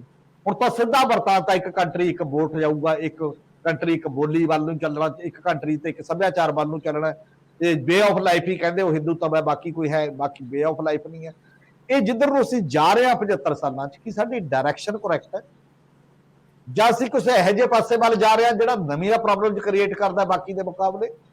ਫਿਰ ਅਸੀਂ ਸਭ ਨੂੰ 1960 ਤੱਕ ਅੱਖਰ ਗਿਆਨ ਦੇਣ ਦਾ ਵਾਅਦਾ ਕੀਤਾ ਸੀ, ਪਹਿਲੇ 10 ਸਾਲਾਂ ਦੇ ਵਿੱਚ ਹੀ ਕਾਨਸਟੀਟਿਊਸ਼ਨਲ ਵਾਅਦਾ ਲੋਕਾਂ ਨਾਲ ਕਮਿਟਮੈਂਟ ਕੀਤੀ, ਤੇ ਅੱਜ ਤੱਕ ਵੀ 34-35% ਬੰਦੇ ਬਿਲਕੁਲ ਕੋਰੇ ਅਨਪੜ੍ਹ ਨੇ, ਜਾਂ ਜਿਹੋ ਜੀ ਗਰੀਬਾਂ ਦੇ ਕੋਲ ਐਜੂਕੇਸ਼ਨ ਹੈਗੀ ਹੈ ਕਿ ਉਹਨੂੰ ਪੜ੍ਹੇ ਲਿਖੇ ਕਹਾਂਗੇ, ਜਿਹੋ ਜਿਹੇ ਸਕੂਲਾਂ ਦੇ ਹਾਲ ਹੈ, ਜਿਹੋ ਜਿਹਾ ਬਾਕੀ ਦਾ ਹਾਲ ਹੈ ਸਾਡੇ ਸਾਹਮਣੇ ਹੈ। ਅਸੀਂ ਉਦੋਂ ਤੱਕ ਸਾਰੀ ਸੁਸਾਇਟੀ ਕਾਸਟ ਸਿਸਟਮ ਜੇ ਬਰਾਬਰ ਦੀ ਗੱਲ ਕਹਾਂਗੇ, ਅਸੀਂ ਪੋਲੀਟੀਕਲ ਰਿਜ਼ਰਵੇਸ਼ਨ ਖਤਮ ਕਰਨ ਦਾ 10 ਸਾਲ ਦਾ ਮੌਕਾ ਲਿਆ ਸੀ। 10 ਸਾਲ ਚ ਗੋਲ ਕੀ ਅਚੀਵ ਕੀਤਾ? ਅੱਜ ਤੱਕ ਨਹੀਂ ਕਰ ਪਾਏ, ਕਿਉਂਕਿ ਲੀਡਰਸ਼ਿਪ ਕਾਮਨ ਐਮਰਜ ਨਹੀਂ ਹੋਈ ਉਸ ਮਾਮਲੇ ਦੇ ਵਿੱਚ। ਜੈਂਡਰ ਪੈਰਿਟੀ ਦਾ ਅਸੀਂ ਕੀਤਾ ਸੀ, ਅੱਜ ਫੈਕਟ ਫਿਗਰ ਦਿੱਤੇ ਗਏ ਨੇ ਪਾਰਲੀਮੈਂਟ 'ਚ। ਇਹ ਦੋਨਾਂ ਸਦਨਾਂ ਦੇ ਵਿੱਚ 600 ਔਰਤ ਨੇ ਆਪਣੀ ਕੰਟਰੀਬਿਊਸ਼ਨ ਦਿੱਤੀ ਹੈ, ਉਹਨਾਂ ਪਾਰਲੀਮੈਂਟ ਦੇ ਰਾਜ ਸਭਾ ਤੇ ਲੋਕ ਸਭਾ ਦੇ ਵਿੱਚ 75 ਸਾਲਾਂ ਦੇ ਵਿੱਚ। 797 ਗਿਣਤੀ ਹੈ ਦੋਨਾਂ ਦੀ, ਇੱਕ ਸਾਲ ਦੇ ਬਰਾਬਰ ਵੀ ਨਹੀਂ ਬਣਦੀ ਕਿ ਇੱਕ ਚ ਜੇ ਇੱਕ ਔਰਤਾਂ ਨੂੰ ਦੇ ਦਿਓ ਇੱਕ ਸੈਸ਼ਨ ਹੈ ਸਾਰੇ ਦਾ ਸਾਰਾ। ਲਗਭਗ 30 ਸਾਲਾਂ ਤੋਂ ਪਾਰਲੀਮੈਂਟ 'ਚ ਬਿੱਲ ਰੋਲ ਰਿਹਾ ਹੀ 33% ਦਾ, ਜਿਹੜਾ ਉਸ ਲੈਵਲ ਦੇ ਉੱਤੇ ਗੱਲ ਕਰ ਰਹੇ ਸੀ ਕਿ ਉਹ ਪਾਰਟਿਸਪੇਸ਼ਨ ਉਧਰ ਨੂੰ ਜਾਏਗੀ। ਤਾਂ ਅਸੀਂ ਉਹਨਾਂ ਪਾਸਿਆਂ ਵੱਲੋਂ ਕਿੱਧਰ ਨੂੰ ਵਧੇ ਹਾਂ? ਮਤਲਬ ਜਿਹੜੇ ਇਕਨੋਮਿਕ ਪੈਰਿਟੀ ਦਾ ਕੁਐਸਚਨ ਸੀ, ਬਰਾਬਰੀ ਦੇ ਸਵਾਲ ਸੀ, ਐਜੂਕੇਸ਼ਨ ਦਾ ਸਵਾਲ ਸੀ, ਤੇ ਬਰਾਬਰੀ ਜਿੱਥੇ ਬਾਕੀ ਲੋਕਾਂ ਨੂੰ ਐ ਨਹੀਂ ਕਿ ਮਿਲੀ ਨਹੀਂ, ਬਹੁਤ ਮਿਲੀ ਹੈ। ਇੱਕ ਕਲਾਸ ਪੈਦਾ ਹੋਈ ਹੈ, ਇੱਕ ਮਿਡਲ ਕਲਾਸ ਪੈਦਾ ਹੋਈ ਹੈ ਇਸ ਕੰਟਰੀ 'ਚ, ਐ ਨਹੀਂ ਕਿ ਹੋਇਆ ਨਹੀਂ। ਪਰ ਟਾਰਗੇਟ ਕਿੱਥੇ ਸੀਗਾ, ਕਿੱਧਰ ਨੂੰ ਜਾ ਰਹੇ ਸੀ ਤੇ ਉਹ ਕਿੱਧਰ ਨੂੰ ਗਏ। ਫਿਰ ਐਗਰੀਕਲਚਰ ਦਾ ਕੁਐਸਚਨ ਹੈ ਓਵਰਆਲ। 33 ਕਰੋੜ ਭਾਰਤੀ ਸੀ ਉਸ ਸਮੇਂ, 33 ਕਰੋੜ ਦਾ ਢਿੱਡ ਭਰਨ ਦੀ ਪ੍ਰੋਬਲਮ ਸੀ। ਅੱਜ 140 ਕਰੋੜ ਤੇ ਢਿੱਡ ਭਰਿਆ ਗਿਆ, ਹਰੀ ਕ੍ਰਾਂਤੀ ਆਈ ਤੇ ਜਿਹਦਾ ਖਮਿਆਜਾ ਸਾਡੇ ਕੋਲੋਂ ਭੁਗਤਿਆ, ਸਾਡਾ ਪਾਣੀ ਖਤਮ ਹੈ, ਆਬੋ ਹਵਾ ਵਿਗੜ ਗਈ, ਮਿੱਟੀ ਦਾ ਸਵਾਲ ਹੈ। ਇਹ 75 ਸਾਲਾਂ ਚ ਨੋਟ ਕਰਨ ਯੋਗ ਗੱਲ ਨਹੀਂ ਹੈ। ਤੇ ਉਹਦੀ ਬਾਹ ਕੌਣ ਫੜਦਾ, ਉਸ ਤੋਂ ਬਾਅਦ ਬਾਹ ਕਿਹਨੇ ਫੜੀ ਤੇ ਕਿਹਨੇ ਕਿਉਂ ਨਹੀਂ ਫੜੀ, ਉਸ ਸਾਰੇ ਮਾਮਲੇ ਦੇ ਵਿੱਚ ਜਿੰਨੀਆਂ ਵੀ ਗੱਲਾਂ ਹੁੰਦੀਆਂ ਨੇ, ਜਦ ਤੁਸੀਂ ਅੱਗੇ ਤੁਰਨਾ ਹੁੰਦਾ ਕਿਸੇ ਨੂੰ ਇੱਕ ਬੈਂਚਮਾਰਕ ਤੈਅ ਕਰਕੇ ਕਿ ਹੁਣ ਅਸੀਂ ਸਾਡੀਆਂ ਚੰਗੀਆਂ ਵੀ ਮਾੜੀਆਂ, ਅਸੀਂ ਉਹ ਤਾਂ ਡਿਬੇਟ ਹੀ ਨਹੀਂ ਕਰ ਰਹੇ, ਉਹਨਾਂ ਗੱਲਾਂ ਨੂੰ ਛੱਡ ਜਾਂਦੇ ਆ ਪੂਰੀ ਤਰ੍ਹਾਂ ਉਸੇ ਮਾਮਲੇ ਦੇ ਵਿੱਚ। ਫਿਰ ਗੁਜਰਾਤ ਵਾਪਰਦਾ 2002, ਉਹਨੂੰ ਕਿਤੇ ਨਾ ਕਿਤੇ ਤਾਲਮੇਲ ਚ ਲਿਆਉਣਾ ਚਾਹੀਦਾ। ਫਿਰ ਇੱਕ ਮਿਨੋਰਟੀ ਹੈ ਟੋਟਲੀ ਅੱਜ ਕੱਲ ਸਹਿਮ ਦੇ ਵਾਤਾਵਰਣ ਚ ਜੋ ਰਹੀ ਹੈ ਪੂਰੀ ਤਰ੍ਹਾਂ। ਪਾਰਲੀਮੈਂਟ ਦੇ ਵਿੱਚ ਇੱਕ ਟਿਕਟ ਨਹੀਂ ਦਿੰਦੀ, ਜਿਹੜੀ ਸਭ ਤੋਂ ਰੂਲਿੰਗ ਕਲਾਸ ਹੁੰਦੀ ਹੈ ਵੀ ਇੱਕ ਟਿਕਟ ਦੇ ਤੌਰ ਤੇ 2 ਬੰਦੇ ਚਲੇ ਜਾਣ, 4 ਬੰਦੇ ਚਲੇ ਜਾਣ, ਜਿਸ ਲੈਵਲ ਦਾ ਕੰਮ ਚੱਲਦਾ ਹੈ। ਉਹ ਜਿਹੜੇ ਸਾਰੇ ਇਸ਼ੂਜ਼ ਨੇ, ਫਾਰਮਰ ਜਿਹੜਾ ਸਭ ਤੋਂ ਬੜਾ ਸੀ, ਜੈ ਜਵਾਨ ਜੈ ਕਿਸਾਨ ਦਾ ਨਾਰਾ ਲਾਲ ਬਹਾਦਰ ਸ਼ਾਸਤਰੀ ਨੇ ਜਦੋਂ ਲਾਇਆ ਸੀ, ਇਸੇ ਫੂਡ ਦੇ ਵਾਸਤੇ ਤੇ ਬਾਹਰੀ ਸਿਕਿਉਰਿਟੀ ਦੇ ਵਾਸਤੇ, ਦੋਨਾਂ ਥਾਵਾਂ ਤੇ ਪ੍ਰੋਬਲਮ ਸਾਡੇ ਸਾਹਮਣੇ ਦਿਖਾਈ ਦੇ ਰਹੀ ਹੈ। ਮਿਲਟਰੀ ਦੇ ਅਫਸਰ ਜਾਣ ਲਈ ਤਿਆਰ ਨਹੀਂ ਹੈ, ਲੋਕ ਖਾਲੀ ਪਈਆਂ ਨੇ ਪੋਸਟਾਂ ਮਿਲਟਰੀ ਅਫਸਰਾਂ ਦੇ। ਹਾਂ, ਗਰੀਬ ਘਰਾਂ ਦੇ ਬੱਚੇ ਸਿਪਾਹੀ ਲੱਗਣ ਲਈ ਤਾਂ ਤਿਆਰ ਨੇ, ਕਿਉਂਕਿ ਉਹਨਾਂ ਕੋਲ ਰੋਜੀ ਰੋਟੀ ਦਾ ਸਾਧਨ ਨਹੀਂ, ਉਹ ਫੌਜ ਚ ਭਰਤੀ ਹੋਣ ਲਈ ਤਿਆਰ ਨੇ ਬਹੁਤ ਵੱਡੇ ਪੱਧਰ ਦੇ ਉੱਤੇ। ਔਰ ਉਹ ਸਾਰੇ ਮਾਮਲਿਆਂ ਦੇ ਵਿੱਚ ਸਾਨੂੰ ਦਿਖਾਈ ਦਿੰਦਾ। ਫਿਰ ਅਸੀਂ ਦੇਖਿਆ ਉਦੋਂ ਬਾਅਦ ਇਹ ਮੁੱਦਾ ਉੱਠਿਆ, ਸਾਡੇ ਸਾਹਮਣੇ ਖੜ ਗਏ, ਉਹਨਾਂ ਨੇ ਉਠਾਇਆ ਹੈ ਜਿਹੜੇ ਰਾਜ ਸਭਾ ਦੇ ਵਿੱਚ ਅੱਜ ਹੀ, ਉਹ ਇਹ ਉਠਾਇਆ ਕਿ ਅਸੀਂ ਨੂੰ ਵੀ ਦੇਖਣਾ, ਅਸੀਂ ਮਨੀਪੁਰ ਵੀ ਦੇਖਣਾ, ਅਸੀਂ ਬਾਕੀ ਸਾਰੀਆਂ ਜਿਹੜੀਆਂ ਚੀਜ਼ਾਂ ਸਾਨੂੰ ਦੇਖਣੀਆਂ ਨੇ। ਤੇ ਜੰਮੂ ਕਸ਼ਮੀਰ ਦੇਖਿਆ, ਜਿੱਥੇ ਤੁਸੀਂ ਅੱਜ ਤੱਕ ਸਾਨੂੰ ਇਹ ਦੱਸਿਆ ਕਿ 4 ਸਾਲ ਦੇ ਉੱਥੇ ਯੂਨੀ ਟੈਰੀਟਰੀ ਬਣਾਉਣ ਤੋਂ ਬਾਅਦ ਸ਼ਾਂਤੀ ਹੋ ਗਈ ਹੈ। ਅਜੇ 6 ਦਿਨ ਹੋਏ ਨੇ, 6ਵਾਂ ਦਿਨ ਅੱਜ ਤੱਕ ਸਰਚ ਚੱਲ ਰਹੀ ਹੈ। ਜਿੱਥੇ ਪੰਜਾਬ ਤੋਂ ਗਿਆ ਇੱਕ ਨੌਜਵਾਨ ਕਰਨਲ ਦੇ ਰੂਪ ਚ ਮਾਰਿਆ ਜਾਂਦਾ, ਜਿੱਥੇ ਵੱਖ-ਵੱਖ ਨੇ। ਤੁਸੀਂ ਤਾਂ ਸਾਨੂੰ ਇਹ ਦੱਸਿਆ ਸੀ ਕਿ ਉੱਥੇ ਦਾ ਪੀਸ ਹੈ, ਉੱਥੇ ਕੋਈ ਪ੍ਰੋਬਲਮ ਨਹੀਂ ਹੈ। ਹੁਣ ਸਾਰਾ ਕੁਝ ਅਸੀਂ ਉਸ ਢੰਗ ਨਾਲ ਟੈਕਲ ਕਰ ਲਿਆ, ਜੋ ਵੀ ਚੀਜ਼ਾਂ ਸਾਡੇ ਵਾਪਰ ਰਹੀਆਂ ਨੇ। ਤਾਂ ਇਹ ਜਿਹੜੀ ਓਪਨ ਹਾਰਟ ਡਿਸਕਸ਼ਨ ਕਦੋਂ ਹੋਏਗੀ? ਤੇ ਇਸੇ ਢੰਗ ਦੇ ਨਾਲ ਸਮੁੱਚੀ ਪਾਰਲੀਮੈਂਟ, ਦਰਬਾਰ ਸਾਹਿਬ ਤੇ ਹਮਲੇ ਦਾ ਤੁਸੀਂ ਨਾ ਕਰੋ ਕੰਡੈਮਨੇਸ਼ਨ, ਤੁਸੀਂ ਕਹਿ ਸਕਦੇ ਹੋ ਜੀ ਵੀ ਸਾਡਾ ਤਾਂ ਜੀ ਵੈਸੇ ਤਾਂ ਸੈਕੂਲਰਿਜ਼ਮ ਤੇ ਸਭ ਤੋਂ ਬੜਾ ਹਮਲਾ ਸੀ, ਉਸ ਪੱਧਰ ਤੇ ਕਿਉਂ ਨਹੀਂ ਪਾਰਲੀਮੈਂਟ 'ਚ ਕੋਈ ਰੈਜੂਲੇਸ਼ਨ ਹੋਇਆ ਕਿ ਅਸੀਂ ਮਾਫੀ ਮੰਗਦੇ ਹਾਂ as a parliament, as a country. ਇਹਦੇ ਤੋਂ ਬਿਨਾਂ ਜਿਹੜਾ ਬਾਕੀ ਜਗ੍ਹਾ ਹੋ ਗਿਆ ਸਾਰਾ, ਜਿਹੜਾ ਕਤਲੇਆਮ ਹੋਇਆ ਹੈ, ਉੱਥੇ ਵੀ ਕਾਮਨ ਕਿਸੇ ਨੇ ਮਾਫੀ ਨਹੀਂ ਮੰਗੀ ਅੱਜ ਤੱਕ। ਨਿਰਦੋਸ਼ ਲੋਕਾਂ ਦੇ ਕਤਲ ਹੋਏ ਨਾ, ਇੱਕ ਸਾਂਝੀ ਪਾਰਲੀਮੈਂਟ ਕਿਉਂ ਮਾਫੀ ਨਹੀਂ ਮੰਗ ਸਕਦੀ ਜੇ ਐਜ ਏ ਪਾਰਲੀਮੈਂਟੇਰੀਅਨ ਲੋਕ ਗਏ ਨੇ? ਮਤੇ ਕਿੰਨੇ ਪ੍ਰਪੋਜ਼ ਹੋਏ ਉਹਦੇ 'ਚ, ਤੇ ਉਹਦੇ ਤੇ ਡਿਬੇਟ ਹੋਈ ਹੋਵੇ ਤੇ ਉਹਦੇ ਤੇ ਕੋਈ ਗੱਲ ਕੀਤੀ ਹੋਵੇ।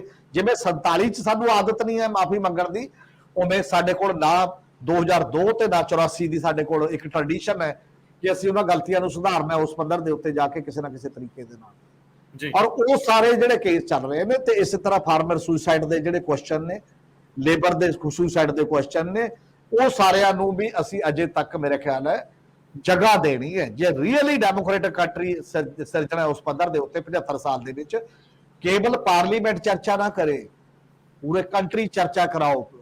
ਸੂਬੇ ਦੀਆਂ ਗ੍ਰਾਮ ਸਭਾਵਾਂ ਦੇ ਵਿੱਚ ਵੀ ਹਰ ਪਿੰਡ ਵੀ ਆਪਣੀ ਤਕਲੀਫ ਦੱਸੇ ਕਿ ਗਾਂਧੀ ਦੇ ਉਹ ਸੰਵਿਧਾਨ ਦੇ ਡਾਇਰੈਕਟਿਵ ਪ੍ਰਿੰਸੀਪਲਸ ਦੇ ਵਿੱਚ ਜਿੱਥੇ ਇਹ ਹੈ ਕਿ ਭਾਰਤ ਪਿੰਡਾਂ 'ਚ ਵਸਦਾ ਹੈ ਤੇ ਉਹਦੇ ਲਈ ਆਹ ਹੈ। 73ਵੀਂ ਸੰਵਿਧਾਨਕ ਸੋਧ ਹੈ, 29 ਡਿਪਾਰਟਮੈਂਟ ਟ੍ਰਾਂਸਫਰ ਹੋਣੇ ਨੇ ਸਾਰੀਆਂ ਪੰਚਾਇਤੀ ਰਾਜ ਨੂੰ, 74ਵੀਂ ਸੋਧ ਹੈ, 30 ਸਾਲ ਹੋ ਗਏ ਦੋਨਾਂ ਚੀਜ਼ਾਂ ਨੂੰ। ਉਹਦੇ 'ਚ ਤਾਂ 20 ਸਾਲ ਯੂਨਾਈਟਿਡ ਫਰੰਟ ਤੇ 15 ਬੀਜੇਪੀ ਦੇ ਵੀ ਨੇ ਨਾ, 17 ਸਾਲ ਤੇ ਬਾਕੀ ਕਾਂਗਰਸ ਦੇ ਵੀ ਨੇ। ਤੇ ਉਹ 30 ਸਾਲ ਦੇ ਵਿੱਚ 18 ਡਿਪਾਰਟਮੈਂਟਾਂ ਨੂੰ ਦੇਖ ਰਹੇ ਨੇ ਕਿ ਕਿੱਥੇ ਗਏ ਸਾਡੇ ਹਿੱਸੇ ਦਾ, ਜਿਹੜੀ ਟ੍ਰਾਂਸਫਰ ਹੋਣੀ ਸੀ ਡੈਮੋਕ੍ਰੈਟਿਕ ਵੈਲਿਊ ਸਿਸਟਮ ਦੇ ਵਿੱਚ। ਉਹਦੇ ਤੇ ਗੱਲ ਕੋਈ ਬੁਲਾਰਾ ਮੈਨੂੰ ਨਹੀਂ ਲੱਗਦਾ ਕੋਈ ਕਰਦਾ ਦਿਖਾਊਗਾ, ਦਿਖਦਾ ਅੱਜ ਤਾਂ ਪਹਿਲੇ ਦਿਨ ਨਹੀਂ ਦਿਖਿਆ। ਇਸ ਲਈ ਜੇਕਰ ਉਸ ਨੂੰ ਸਾਰੇ ਨੂੰ ਦੇਖਣਾ ਹੈ, ਅਸੀਂ ਰੀਅਲੀ ਪੋਜ਼ਿਟਿਵ ਸਾਈਡ ਤੇ ਡਾਇਰੈਕਸ਼ਨ ਲੈਣੀ ਹੈ, ਤਾਂ ਪਹਿਲੀ ਗੱਲ ਕੀ ਅਸੀਂ ਸੈਕੂਲਰਿਜ਼ਮ ਵੱਲ ਜਾ ਰਹੇ ਹਾਂ, ਕੀ ਅਸੀਂ ਵਾਕਈ ਡੈਮੋਕ੍ਰੇਟਾਈਜ਼ ਸਿਸਟਮ ਦੇ ਵੱਲ ਜਾ ਰਹੇ ਹਾਂ, ਕੀ ਸਾਡੀਆਂ ਮਰਿਆਦਾਵਾਂ ਜਿਹੜੀਆਂ ਅਸੈਂਬਲੀ ਤੇ ਪਾਰਲੀਮੈਂਟ ਦੀਆਂ ਡਿਬੇਟਾਂ ਦਾ ਮਿਆਰ ਹੈ, ਪਾਰਟੀਆਂ ਦੇ ਅੰਦਰ ਇੱਕ ਦੂਜੇ ਨਾਲ ਚੱਲਣ ਦਾ ਮਿਆਰ ਹੈ, ਉਹ ਇੰਪਰੂਵ ਹੋਇਆ ਜਾਂ ਗਿਰਾਵਟ ਦੇ ਵਿੱਚ ਜਾ ਰਿਹਾ, ਉਹ ਸਾਰੀਆਂ ਗੱਲਾਂ ਡਿਸਕਸ ਕਰਨੀਆਂ ਪੈਣਗੀਆਂ। ਤੁਸੀਂ ਬਹੁਤ ਵਿਸਥਾਰ ਦੇ ਵਿੱਚ ਜ਼ਿਕਰ ਕੀਤਾ ਸਰਦਾਰ ਜਗਤਾਰ ਸਿੰਘ ਜੀ। ਵੈਸੇ ਤਾਂ ਅਸੀਂ ਦੇਸ਼ ਦੀ ਰਾਜਨੀਤੀ ਨੂੰ ਅੱਜ ਕੱਲ੍ਹ ਗੱਠਜੋੜਾਂ ਦੀ ਰਾਜਨੀਤੀ ਨਾਲ ਵੀ ਤੋਰਦੇ ਹਾਂ। ਅੱਜ 2-3 ਇਸ ਤਰ੍ਹਾਂ ਦੇ ਬਿਆਨ ਆ, ਜੇ ਫੁਰਸਤ ਮਿਲੀ ਤੇ ਉੱਤੇ ਵੀ ਜਾਵਾਂਗੇ। ਜਿਵੇਂ ਪੱਛਮੀ ਬੰਗਾਲ ਨੂੰ ਲੈ ਕੇ ਕਾਮਰੇਡਾਂ ਦਾ ਇੱਕ ਆਪਣਾ ਨੈਰੇਟਿਵ ਆ, ਉਹਨਾਂ ਨੇ ਆਪਣਾ ਇੱਕ ਪੱਖ ਰੱਖਦਾ ਹੈ ਕੇਰਲ ਨੂੰ ਲੈ ਕੇ, ਪੱਛਮੀ ਬੰਗਾਲ ਨੂੰ ਲੈ ਕੇ, ਔਰ ਤਮਿਲਨਾਡੂ ਦੇ ਵਿੱਚ ਆਲ ਇੰਡੀਆ ਅੰਨਾ DMK ਉਹਨਾਂ ਨੇ ਵੀ ਆਪਣਾ ਪੱਖ ਸਪਸ਼ਟ ਕੀਤਾ। ਉਹ ਭਾਰਤੀ ਜਨਤਾ ਪਾਰਟੀ ਨਾਲ ਅੱਖਾਂ ਬੰਦ ਕਰਕੇ ਨਹੀਂ ਜਾਣਾ ਚਾਹ ਰਹੇ। ਉਹ ਵੀ ਰੌਲੇ ਕਾਫੀ ਨੇ ਗੱਠਜੋੜਾਂ ਦੀ ਇਸ ਰਾਜਨੀਤੀ ਦੇ ਵਿੱਚ, ਸਾਰੀਆਂ ਚੀਜ਼ਾਂ ਨੇ। ਪਰ ਮੈਂ ਜਿਹੜੀ ਗੱਲ ਤੁਹਾਡੇ ਕੋਲ ਲੈ ਕੇ ਆਉਣਾ ਚਾਹੁੰਦਾ, ਤੁਸੀਂ ਬਹੁਤ ਸਾਲਾਂ ਤੋਂ ਲਿਖ ਰਹੇ ਹੋ ਇਹਨਾਂ ਮਾਮਲਿਆਂ ਤੇ, ਕਿ ਜਦੋਂ ਹਰਸਿਮਰਤ ਕੌਰ ਬੋਲ ਹਟੇ ਨੇ, ਉਹਨਾਂ ਕੋਲੋਂ ਜੋ ਮੈਕਸਿਮਮ ਹੋ ਸਕਦਾ ਸੀ, ਮੈਨੂੰ ਲੱਗਦਾ ਇੱਕ ਮੈਂਬਰ ਪਾਰਲੀਮੈਂਟ ਜਿੰਨਾ ਸੀਮਤ ਸਮਾਂ, ਉਹਦੇ ਵਿੱਚ ਉਹਨਾਂ ਨੇ ਉਹ ਸਾਰੀਆਂ ਗੱਲਾਂ ਕਹਿਤੀਆਂ। ਹੁਣ ਸਾਡੇ ਉੱਥੇ 20 ਲੋਕ ਨੇ ਟੋਟਲ, 20 ਚੋਂ ਇੱਕ ਬੋਲੇ ਨੇ। ਸਵਾਲ ਇਸ ਗੱਲ ਦਾ ਹੈ ਕਿ ਸਾਡੀ ਇੱਕ 75 ਸਾਲ ਦੀ ਇਸ ਸਾਰੇ ਸਿਲਸਿਲੇ ਦੇ ਵਿੱਚ ਸਟੇਟ ਕੋਲ ਰਾਜਧਾਨੀ ਹੈ ਨਹੀਂ। ਮੇਰਾ ਖਿਆਲ ਇਹ ਘੱਟ ਗਿਣਤੀ ਸਟੇਟ ਸਭ ਤੋਂ ਜ਼ਿਆਦਾ ਇਹਨਾਂ ਮਾਮਲਿਆਂ ਦੇ ਵਿੱਚ ਅਜੇ ਵੀ ਫੜਦੀ ਹੈ। ਹੁਣ ਵੇਖਣ ਵਾਲੀ ਗੱਲ ਆ ਕਿ ਇਸ ਅਹਿਮ ਮੌਕੇ ਦੇ ਉੱਤੇ ਕੀ ਪੂਰੀ ਪਾਰਲੀਮੈਂਟ ਨੂੰ, ਸਾਰੇ ਸੰਸਦ ਮੈਂਬਰਾਂ ਨੂੰ, ਸਾਡਾ ਕੋਈ ਮੈਂਬਰ ਪਾਰਲੀਮੈਂਟ ਇਸ ਗੱਲੋਂ ਅਸਰਅੰਦਾਜ਼ ਕਰ ਸਕੂਗਾ ਕਿ ਇਸ ਸਟੇਟ ਕੋਲ ਕੋਈ ਆਪਣੀ ਰਾਜਧਾਨੀ ਹੈ ਨਹੀਂ। ਤੇ ਫਿਰ ਦੂਜੀ ਗੱਲ ਕਿ ਇਹ ਜਿਹੜੀ ਸਟੇਟ ਆ, ਇਹਨੂੰ ਤੁਸੀਂ ਇਹਦੇ ਗੁਆਂਢੀ ਸੂਬਿਆਂ ਨੂੰ ਪਹਾੜੀ ਰਾਜ ਕਹਿ ਕੇ, ਇੰਡਸਟਰੀ ਨੂੰ ਸਹੂਲਤਾਂ ਦੇ ਕੇ, ਟੈਕਸ ਹੌਲੀਡੇਜ਼ ਦੇ ਨਾਂ ਤੇ ਲਗਭਗ 15 ਸਾਲਾਂ ਦੇ ਵਿੱਚ ਪੂਰੀ ਤਰ੍ਹਾਂ ਇੰਡਸਟਰੀ ਮੁਕਤ ਕਰਤਾ। ਮਤਲਬ ਸਾਡੀ ਇੰਡਸਟਰੀ ਸਾਡੇ ਬਿਲਕੁਲ ਬਾਰਡਰ ਦੇ ਉੱਤੇ ਦੂਜੇ ਸੂਬਿਆਂ 'ਚ ਜਾ ਲੱਗੀ, ਆਰਥਿਕ ਤੌਰ ਤੇ ਢਹਿ ਢੇਰੀ ਹੋ ਗਿਆ। ਫਿਰ ਨਸ਼ਾ, ਅਮਨ ਕਾਨੂੰਨ ਤੋਂ ਬਾਅਦ ਇਹ ਮਾਮਲਿਆਂ ਨੇ ਸਾਡੇ ਬੱਚੇ ਸਾਰੇ ਹੁੰਜ ਕੇ ਵਿਦੇਸ਼ਾਂ 'ਚ ਸੁੱਤੇ, ਅੱਜ ਉੱਥੇ ਮਰ ਰਹੇ ਨੇ ਜਾ ਕੇ। ਕੌਣ ਬਣੇ ਜੀਣ ਦੇ ਹਾਲਾਤਾਂ ਤੇ ਕੌਣ ਤਬਸਰਾ ਕਰੂਗਾ, ਕੌਣ ਬੋਲੂਗਾ, ਕੌਣ ਉੱਥੇ ਹੋਰ ਗੱਲ ਕਰੂਗਾ? ਕਿਸੇ ਇੱਕ ਮੈਂਬਰ ਪਾਰਲੀਮੈਂਟ ਨਾਲ ਗੱਲ ਨਹੀਂ ਚੱਲਣੀ ਸਾਡੇ ਬੁਨਿਆਦੀ ਮੁੱਦਿਆਂ ਦੇ ਉੱਤੇ। ਹੁਣ ਹੋਰ ਕੌਣ ਬੋਲੂਗਾ? ਅਗਲੇ 4 ਦਿਨ ਵੀ ਪਏ ਨੇ, ਕੀ ਕਹਿੰਦੇ? ਤੁਸੀਂ ਬਹੁਤ ਇੰਟਰਸਟਿੰਗ ਬਹਿਸ ਛੇੜੀ ਹੈ। ਪਾਰਲੀਮੈਂਟ ਦੇ ਵਿੱਚ ਅੱਜ ਤੱਕ ਪੰਜਾਬ ਦੇ ਮੁੱਦਿਆਂ ਤੇ ਇਸ ਢੰਗ ਨਾਲ ਕਿਸੇ ਨੇ ਬਹਿਸ ਕਰਨ ਦੀ ਕੋਸ਼ਿਸ਼ ਨਹੀਂ ਕੀਤੀ। ਪਹਿਲਾ ਮੌਕਾ ਆਇਆ ਸੀਗਾ ਬ੍ਰਿਟਿਸ਼ ਤੋਂ ਬਾਅਦ 1999 'ਚ। ਸਰਦਾਰ ਸਿਮਰਨਜੀਤ ਸਿੰਘ ਮਾਨ ਤੇ ਇਹਨੇ 5-6 ਸਾਥੀ ਹੋਰ ਜਿੱਤੇ ਸੀ ਇਸ ਮੁੱਦੇ ਸਾਰੇ, ਤੇ ਆਸ ਕੀਤੀ ਜਾਂਦੀ ਸੀ ਕਿ ਪਾਰਲੀਮੈਂਟ ਦੇ ਵਿੱਚ ਇਹ ਲੋਕ ਜਾ ਕੇ, ਉਹ ਬਹੁਤ ਕ੍ਰੂਸ਼ਲ ਟਾਈਮ ਸੀ 89 ਦਾ, ਵੀ ਪੰਜਾਬ ਦਾ ਇਸ਼ੂ ਸਾਰਾ ਇਹ ਟੇਕ ਅਪ ਕਰਨਗੇ। ਲੇਕਿਨ ਹੋਇਆ ਉਲਟ। ਪਤਾ ਨਹੀਂ ਕਿਹਨੇ ਮਾਨ ਸਾਹਿਬ ਨੂੰ ਤਲਵਾਰ ਫੜਾਤੀ, ਕਹਿੰਦੇ ਵੀ ਤੁਸੀਂ ਕਿਰਪਾਨ ਕਹਿ ਲਓ, ਤਲਵਾਰ ਨਾ ਕਹੋ। ਕਿਰਪਾਨ ਫੜਾਤੀ ਵੀ ਤੁਸੀਂ ਇਹ ਲੈ ਕੇ ਹੀ ਅੰਦਰ ਜਾਣਾ ਹੈ, ਇਹਦੇ ਬਿਨਾਂ ਅੰਦਰ ਨਹੀਂ ਜਾਣਾ। ਹੁਣ ਅਕਾਲੀ ਅੰਮ੍ਰਿਤਧਾਰੀ ਪਹਿਲਾਂ ਵੀ MP ਰਹੇ ਤੇ ਗਾਤਰਾ ਪਾਉਂਦੇ ਸੀ, ਕਦੇ ਕਿਸੇ ਨੇ ਰੋਕਿਆ ਥੋੜ੍ਹੀ ਹੈ। ਤੁਸੀਂ ਗਾਤਰਾ ਪਾ ਕੇ ਜਾ ਸਕਦੇ ਹੋ। ਸੋ ਇਹਨਾਂ ਨੇ ਜਿੱਦ ਫੜ ਲਈ ਤੇ ਮੁੜ ਕੇ ਹਾਊਸ ਦੇ ਵਿੱਚ ਹੀ ਨਹੀਂ ਗਏ। ਬਾਕੀ ਜਿਹੜੇ ਜਿੱਤ ਕੇ ਇਹਨਾਂ ਦੇ ਸਾਥੀ ਗਏ ਸੀ, ਉਹਨਾਂ ਦੀ ਕੰਟਰੀਬਿਊਸ਼ਨ 0 ਸੀ। ਹੁਣ ਇਸ਼ੂ ਤਾਂ ਇਹਨਾਂ ਨੇ ਲੋਕਾਂ ਨੇ ਰੇਸ ਕਰਨੇ ਸੀ ਜਿਹੜੇ ਸਿੱਧੇ ਅਫੈਕਟਡ ਸੀ ਔਰ ਸੰਘਰਸ਼ ਦੇ ਵਿੱਚੋਂ ਨਿਕਲ ਕੇ ਆਏ ਸੀਗੇ। ਟੋਟਲ ਕੰਟਰੀਬਿਊਸ਼ਨ 0, ਬਿਗ 0 ਜਿਹਨੂੰ ਕਹਿੰਦੇ ਨਾ, ਇਹਨਾਂ ਲੋਕਾਂ ਦੀ ਉਹ ਸੀਗੀ। ਨਾ ਬੜੇ ਵੱਡੇ ਕਿੰਨੀ ਵਾਰੀ ਮਾਨ ਸਾਹਿਬ ਵੀ ਬਣੇ, ਬਾਅਦ ਦੇ ਵਿੱਚ ਆ ਗਿਆ ਵੀ ਟਾਈਮ ਨਹੀਂ ਮਿਲਦਾ, ਟਾਈਮ ਬੜਾ ਘੱਟ ਹੁੰਦਾ ਹੈ। ਉਸ 89 ਦੇ ਵਿੱਚ ਟਾਈਮ ਸੀ ਸਾਰਾ, ਲੋਕ ਇਸ਼ੂ ਟੇਕ ਅਪ ਕਰ ਸਕਦੇ। ਇੱਕ ਐਸਪੈਕਟ ਤਾਂ ਉਹ ਹੈ ਜੀ। ਦੂਸਰਾ, ਪੰਜਾਬ ਅਸੈਂਬਲੀ 85 'ਚ ਅਕਾਲੀ ਦਲ ਦੀ ਸਰਕਾਰ ਬਣੀ, ਕਿ ਆਪਰੇਸ਼ਨ ਬਲੂ ਸਟਾਰ ਬਾਰੇ ਕਦੇ ਕੋਈ ਮਤਾ ਆਇਆ? 1997 ਤੋਂ 2002 ਅਕਾਲੀ ਸਰਕਾਰ, ਮੈਂ ਕਾਂਗਰਸ ਦੀ ਸਰਕਾਰ ਨਹੀਂ ਗਿਣਾਉਂਗਾ, ਕਿ ਉਸ ਵੇਲੇ ਬਲੂ ਸਟਾਰ ਦੀ ਗੱਲ ਹੋਈ।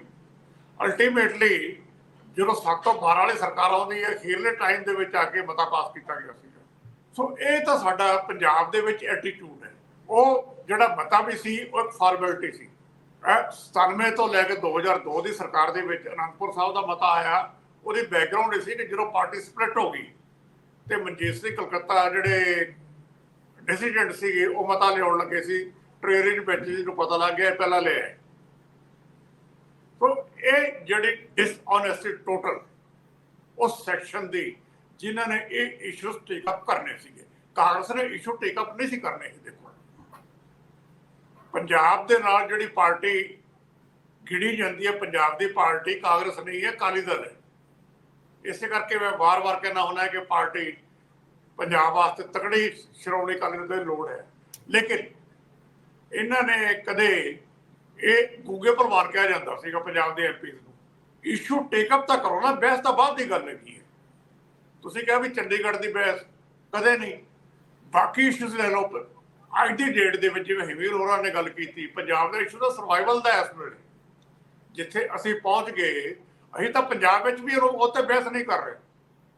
ਪਾਰਲੀਮੈਂਟ ਦੇ ਵਿੱਚ ਤਾਂ ਬਾਅਦ ਦੇ ਵਿੱਚ ਹੋਏਗੀ ਕਿ ਅਸੀਂ ਅਸੈਂਬਲੀ ਦੇ ਵਿੱਚ ਥ੍ਰੈਡ ਬੇਅਰ ਇਨ ਡੈਪਥ ਕੋਈ ਬਹਿਸ ਪੰਜਾਬ ਦੀ ਸਿਚੁਏਸ਼ਨ ਦੇ ਬਾਰੇ, ਅੱਜ ਦੇ ਬਾਰੇ ਕੀਤੀ ਹੈ ਕਿ ਪੰਜਾਬ ਵਿੱਚ ਹੋ ਕੀ ਰਿਹਾ ਹੈ, ਇਕਾਨਮੀ ਦਾ ਕੀ ਹਾਲ ਹੈ, ਸੋਸਾਇਟੀ ਕਿੱਥੇ ਖੜੀ ਹੈ। ਅਸੀਂ ਬਿਲਕੁਲ ਗੱਲ ਨਹੀਂ ਕਰ ਰਹੇ, ਅਸੀਂ ਵੱਡੇ ਵੱਡੇ ਨਾਅਰੇ ਲਾਉਂਦੇ। ਹੁਣ ਸਰਕਾਰਾਂ ਦੀ ਮੀਟਿੰਗ ਹੋਈ, ਸਾਰੇ ਸਟੇਟ ਦੇ ਵਿੱਚ ਅਸੀਂ ਬੈਨਰ ਲਾਤੇ। ਅਸੀਂ ਇਹੋ ਜਿਹੇ ਕੰਮ ਕਰਦੇ ਹਾਂ। ਜੇ ਕੋਈ ਸਟੱਡੀ ਕਰੋ ਬੈਠ ਕੇ ਬਈ ਤੁਹਾਡੀ ਜਿਹੜੀ ਇੰਡਸਟਰੀ ਹੈ ਕਿਉਂ ਨਹੀਂ ਆ ਰਹੀ, ਕਿ ਕਦੇ ਇਹ ਬਹਿਸ ਹੋਈ ਹੈ ਕਿ ਪੰਜਾਬ ਦੇ ਬਾਰਡਰ ਪਾਕਿਸਤਾਨ ਨਾਲ ਖੋਲ੍ਹਣੀ ਚਾਹੀਦੀ ਅਸੈਂਬਲੀ ਦੇ ਵਿੱਚ? ਕਦੇ ਵੀ ਨਹੀਂ। ਸੋ ਸਾਡੀਆਂ ਇਹ ਦਿੱਕਤਾਂ ਹੈਗੀਆਂ। ਅਸੀਂ ਜਦੋਂ ਗੱਲ ਕਰਦੇ ਹਾਂ ਕਿ ਪਾਰਲੀਮੈਂਟ ਦੇ ਵਿੱਚ ਇਹ ਗੱਲਾਂ ਹੋਣੀਆਂ ਚਾਹੀਦੀਆਂ, ਸਾਡੀ ਤਾਂ ਅਸੈਂਬਲੀ ਦੇ ਵਿੱਚ ਵੀ ਨਹੀਂ ਹੋ ਰਹੀ। ਸਾਡੀ ਦਿੱਕਤ ਬੇਸਿਕਲੀ ਇੱਥੇ ਹੈ, ਅਸੀਂ ਆਪਣੇ ਆਪ ਨੂੰ ਪ੍ਰੋਜੈਕਟ ਕਰ ਹੀ ਨਹੀਂ ਸਕੇ। ਇਹ ਨਹੀਂ ਦੱਸ ਸਕੇ ਬੜੇ ਸਾਲ। ਮੈਂ ਛੋਟੇ ਜਿਹੇ ਐਗਜ਼ਾਮਪਲ ਦਿੰਦਾ, ਅਸੀਂ ਇੱਕ ਗੱਲ ਨਹੀਂ ਸਮਝਾ ਸਕੇ। ਜਿਹੜਾ ਦਰਿਆਈ ਦੇ ਪਾਣੀ ਹੈ, ਦੁਨੀਆ ਦੇ ਵਿੱਚ ਇੱਕ ਅਸੂਲ ਹੈ ਉਹਦਾ ਕਿ ਨਹਿਰਾਂ ਕੱਢ ਕੇ ਦੂਰ ਲੈ ਕੇ ਜਾਂਦੇ ਆ, ਜਿਹੜਾ ਉਹ ਪੀਣ ਦੇ ਪਾਣੀ ਵਾਸਤੇ ਲੈ ਕੇ ਜਾਂਦੇ ਆ, ਇਰੀਗੇਸ਼ਨ ਵਾਸਤੇ ਨਹੀਂ ਲੈ ਕੇ ਜਾਂਦੇ। ਜਿਹੜੀ ਪਰ ਯੂਨਿਟ ਯੂਟੀਲਾਈਜੇਸ਼ਨ ਹੈ ਪਾਣੀ ਦੀ, ਉਹ ਉਸ ਥਾਂ ਤੇ ਹੈ ਜਿਹੜਾ ਦਰਿਆ ਦੇ ਬਿਲਕੁਲ ਨੇੜੇ ਹੈ। ਜਦੋਂ ਤੁਸੀਂ ਇਸ ਪਾਣੀ ਨੂੰ ਚੱਕ ਕੇ ਰਾਜਸਥਾਨ ਲੈ ਕੇ ਜਾਂਦੇ ਹੈ, ਉਹਦੀ ਪਰ ਯੂਨਿਟ ਕਾਸਟ ਕਿੰਨੀ ਹੁੰਦੀ ਹੈ, ਇਹ ਅੱਜ ਤੱਕ ਕੈਲਕੂਲੇਟ ਨਹੀਂ ਹੋਈ, ਨਾ ਕਿਤੇ ਪੰਜਾਬ ਸਰਕਾਰ ਨੇ ਟੇਕ ਅਪ ਕੀਤੀ ਹੈ ਗੱਲ। ਜਿਹੜੀ ਪੈਡੀ ਉਸ ਪਾਣੀ ਨਾਲ ਤੁਸੀਂ ਰਾਜਸਥਾਨ ਗਰੋ ਕਰ ਰਹੇ ਹੈ, ਉਹਦੀ ਕਾਸਟ ਕੀ ਹੈ, ਕਦੇ ਕੈਲਕੂਲੇਟ ਕੀਤੀ ਉਸ ਪਾਣੀ ਦੀ? ਉਹ ਕਦੇ ਕਾਸਟ ਹੋਈ ਨਹੀਂ। ਅਸੀਂ SYL ਦਾ ਰੌਲਾ ਬਹੁਤ ਪਾਉਂਦੇ ਹਾਂ ਕਿ SYL ਦੀ ਕਦੇ ਜਿਹੜੀ ਇਹ ਕਾਸਟ ਹੈ, ਸੋ ਇਕਨੋਮਿਕ ਕਾਸਟ, ਉਹ ਵਰਕਆਊਟ ਕੀਤੀ ਹੈ? ਕਾਸਟ ਬੈਨੀਫਿਟ ਰੇਸ਼ੋ ਜਿਹਨੂੰ ਕਹਿੰਦੇ ਹੈ, ਬੇਸਿਕਲੀ ਕਾਸਟ ਬੈਨੀਫਿਟ ਰੇਸ਼ੋ ਨਾ ਤਾਂ ਕਦੇ ਰਾਜਸਥਾਨ ਕਨਾਲ ਦੀ ਹੋਈ, ਨਾ ਕਦੇ SYL ਕਨਾਲ ਦੀ ਹੋਈ। ਬਈ ਤੁਸੀਂ ਜਿਹੜੇ, ਮੈਂ ਰਿਪੇਰੀਅਨ ਦੀ ਗੱਲ ਹੀ ਛੱਡ ਦਿਓ, ਮੈਂ ਜਿਹੜੇ ਬੇਸਿਕ ਪ੍ਰਿੰਸੀਪਲ ਆ ਪਾਣੀਆਂ ਦੇ, ਮੈਂ ਉਹਦੀ ਗੱਲ ਕਰਦਾ। ਸੋ ਅਸੀਂ ਗੱਲਾਂ ਵੱਡੀਆਂ ਵੱਡੀਆਂ ਕਰਦੇ ਹਾਂ, ਜਿਹੜੇ ਬੇਸਿਕ ਇਸ਼ੂ ਤੇ ਬਹਿਸ ਕਰਨੀ ਹੈ ਉਹ ਨਹੀਂ ਕਰਦੇ। ਅਸੀਂ ਦੱਸ ਹੀ ਨਹੀਂ ਸਕੇ ਕਿ ਪੰਜਾਬ ਨੇ ਹਿੰਦੁਸਤਾਨ ਵਾਸਤੇ ਕਿੱਥੇ ਸਫ਼ਰ ਕੀਤਾ ਅਲਟੀਮੇਟਲੀ। ਅੱਜ ਵੀ ਲੋੜ ਹੈਗੀ ਹੈ, ਜਦੋਂ 75 ਸਾਲ ਪੂਰੇ ਹੋ ਰਹੇ ਹੈ, ਹਾਊਸ ਪੁਰਾਣਾ ਛੱਡ ਕੇ ਨਵੇਂ ਜਾ ਰਹੇ ਹੈ, ਸਾਡੀ ਅੱਜ ਕੰਟਰੀਬਿਊਸ਼ਨ ਕੀ ਹੈ ਉੱਥੇ? ਕਿਸੇ ਨੇ ਇਸ਼ੂ ਕਰੇ, ਠੀਕ ਹੈ, ਬੀਬੀ ਜੀ ਨੇ ਕੁਛ ਇਸ਼ੂ ਟੇਕਅਪ ਕੀਤੇ, ਵਧੀਆ ਗੱਲ ਹੈਗੀ। ਜਿਹੜੇ ਪੰਜਾਬ ਦੇ ਬੇਸਿਕ ਇਸ਼ੂਜ਼ ਹੈ, ਇਹਨਾਂ ਨੂੰ ਟੇਕਅਪ ਕੌਣ ਕਰੇਗਾ ਉੱਥੇ? ਬਿਲਕੁਲ ਟੇਕਅਪ ਕਰਨ ਵਾਲੀਆਂ ਜੀ। ਜੀ ਸਰਦਾਰ ਹਰਮੀਤ ਸਿੰਘ ਜੀ, ਜਿਵੇਂ ਸਰਦਾਰ ਜਗਤਾਰ ਸਿੰਘ ਜੀ ਕਹਿ ਰਹੇ ਨੇ ਕਿ ਇੱਥੋਂ ਦੀ ਪਾਰਟੀ ਤਾਂ ਅਕਾਲੀ ਦਲ ਸੀ ਨਾ, ਕਾਂਗਰਸ ਤਾਂ ਕੇਂਦਰ ਦੀ ਪਾਰਟੀ ਆ, ਉਹ ਤਾਂ ਉਹਨਾਂ ਦੀ ਐਕਸਟੈਂਡਡ ਅੱਗੇ ਜਿੰਨੀ ਵੀ ਪੋਲਿਟਿਕਸ ਆ ਉਹ ਸਾਰੇ ਰਾਜਾਂ 'ਚ ਹੀ ਆ। ਉਹਨਾਂ ਨੇ ਖੇਤਰੀ ਮੁੱਦੇ ਆਪਣੀ ਅਨਸਰ ਦੀ ਲੋੜ 'ਚੋਂ ਉਠਾਉਣੇ ਆ। ਨੀਤੀ ਉਹਨਾਂ ਦੀ ਨੈਸ਼ਨਲ ਹੁੰਦੀ ਆ ਔਰ ਇੱਕੋ ਜਿਹੀ ਹੁੰਦੀ ਆ, ਔਰ ਹਰ ਜਗ੍ਹਾ ਤੇ ਉਹਨਾਂ ਨੇ ਆਪਣੀ ਵੋਟ ਬੈਂਕ ਨੂੰ ਫੋਕਸ ਕਰਨਾ ਹੈ। ਉਹਨਾਂ ਦੀ ਸਟੇਟ ਵਿੱਚ ਗਵਰਨਮੈਂਟ ਬਣੇ, ਉਹਨਾਂ ਨੂੰ ਸਿਰਫ ਤੇ ਸਿਰਫ ਇਸ ਗੱਲ ਨਾਲ ਭਾ ਹੈ ਕਿ ਉਹ ਪਾਰਲੀਮੈਂਟ ਦੇ ਵਿੱਚ ਉੱਥੋਂ ਸੀਟਾਂ ਕੱਢ ਕੇ ਲੈ ਆਉਣਗੇ। ਅਦਰਵਾਈਜ਼ ਜਾਂ ਕੋਈ ਥੋੜਾ ਬਹੁਤਾ ਉਹਨਾਂ ਨੂੰ ਫੇਵਰ ਮਿਲ ਜਾਊਗੀ ਕਿਸੇ ਨਾ ਕਿਸੇ ਸਾਧਨਾਂ ਦੇ ਰੂਪ 'ਚ, ਹੋਰ ਉਹਨਾਂ ਦਾ ਕੋਈ ਇੰਟਰਸਟ ਨਹੀਂ। ਪਰ ਮੈਂ ਜਿਸ ਪਾਰਟੀ ਦੀ ਸਰਦਾਰ ਜਗਤਾਰ ਸਿੰਘ ਜੀ ਗੱਲ ਕਰ ਰਿਹਾ, ਸ਼੍ਰੋਮਣੀ ਅਕਾਲੀ ਦਲ ਦੀ, ਉਹਦੇ ਇਤਿਹਾਸ ਤੇ ਜਾਣਾ ਤੇ ਉਹਦੇ ਵਰਤਮਾਨ ਤੇ ਜਾਣਾ ਹੈ, ਤਾਂ ਇਹਨਾਂ ਦਿਨਾਂ ਦੇ ਵਿੱਚ ਤਾਂ ਉਹਨਾਂ ਦੇ ਜਿਉਂਦੇ ਰਹਿਣ ਦੀ ਲੜਾਈ ਸੀ। ਉਹ ਬੜਾ ਅਹਿਮ ਸਵਾਲ ਬਣਾਤਾ ਸੀ ਜਦੋਂ ਮਾਨ ਗਵਰਨਮੈਂਟ ਨੇ ਮਤਾ ਲੈਣ ਦਾ ਵਿਧਾਨ ਸਭਾ ਦੇ ਵਿੱਚ ਗੁਰਬਾਣੀ ਪ੍ਰਸਾਰਨ ਨੂੰ ਲੈ ਕੇ ਉਹਦੇ ਵਿੱਚ ਵਾਧਾ ਕਰਤਾ, ਗੁਰਦੁਆਰਾ ਸਿੱਖ ਗੁਰਦੁਆਰਾ ਐਕਟ 1925 ਦੇ ਵਿੱਚ ਇਹਨਾਂ ਨੇ ਮੋਰਚੇ ਦਾ ਆਹਵਾਨ ਦਿੱਤਾ। ਉਸ ਤੋਂ ਬਾਅਦ ਉਹ ਗੱਲ ਆਈ ਗਈ ਹੋ ਗਈ। ਇਹ ਹੋਂਦ ਦੀ ਲੜਾਈ ਸੀ, ਇਹ ਧਰਮ ਆਧਾਰਿਤ ਪਾਰਟੀ ਦੀ ਹੋਂਦ ਦੀ ਲੜਾਈ ਸੀ, ਔਰ ਧਰਮ ਦਾ ਆਧਾਰ ਹੈ ਸ਼੍ਰੋਮਣੀ ਗੁਰਦੁਆਰਾ ਪ੍ਰਬੰਧਕ ਕਮੇਟੀ, ਉਹਦੀ ਲਾਈਫ ਲਾਈਨ ਹੈ, ਉਹ ਲੜ ਨਹੀਂ ਸਕੇ। ਇਸ ਤੋਂ ਪਹਿਲਾਂ 2-3 ਮੌਕੇ ਐਸੇ ਆਏ ਜਦੋਂ ਉਹਨਾਂ ਨੇ ਆਪਣਾ ਆਪ ਦਿਖਾਉਣਾ ਸੀ, ਉਹ ਨਹੀਂ ਦਿਖਾ ਸਕੇ। ਜੇ ਪਾਰਲੀਮੈਂਟ ਦੇ ਵਿੱਚ ਹਰਸਿਮਰਤ ਕੌਰ ਬਾਦਲ ਆਪਣੀ ਗੱਲ ਕਹਿ ਰਹੇ ਨੇ, ਹਾਂ ਇਹ ਵੀ ਹੋਂਦ ਦੀ ਲੜਾਈ ਹੈ, ਲੜਨ ਦੀ ਲੜਾਈ ਹੈ, ਇਹ ਮੈਸੇਜ ਦੇਣ ਲਈ ਕਾਫੀ ਆ।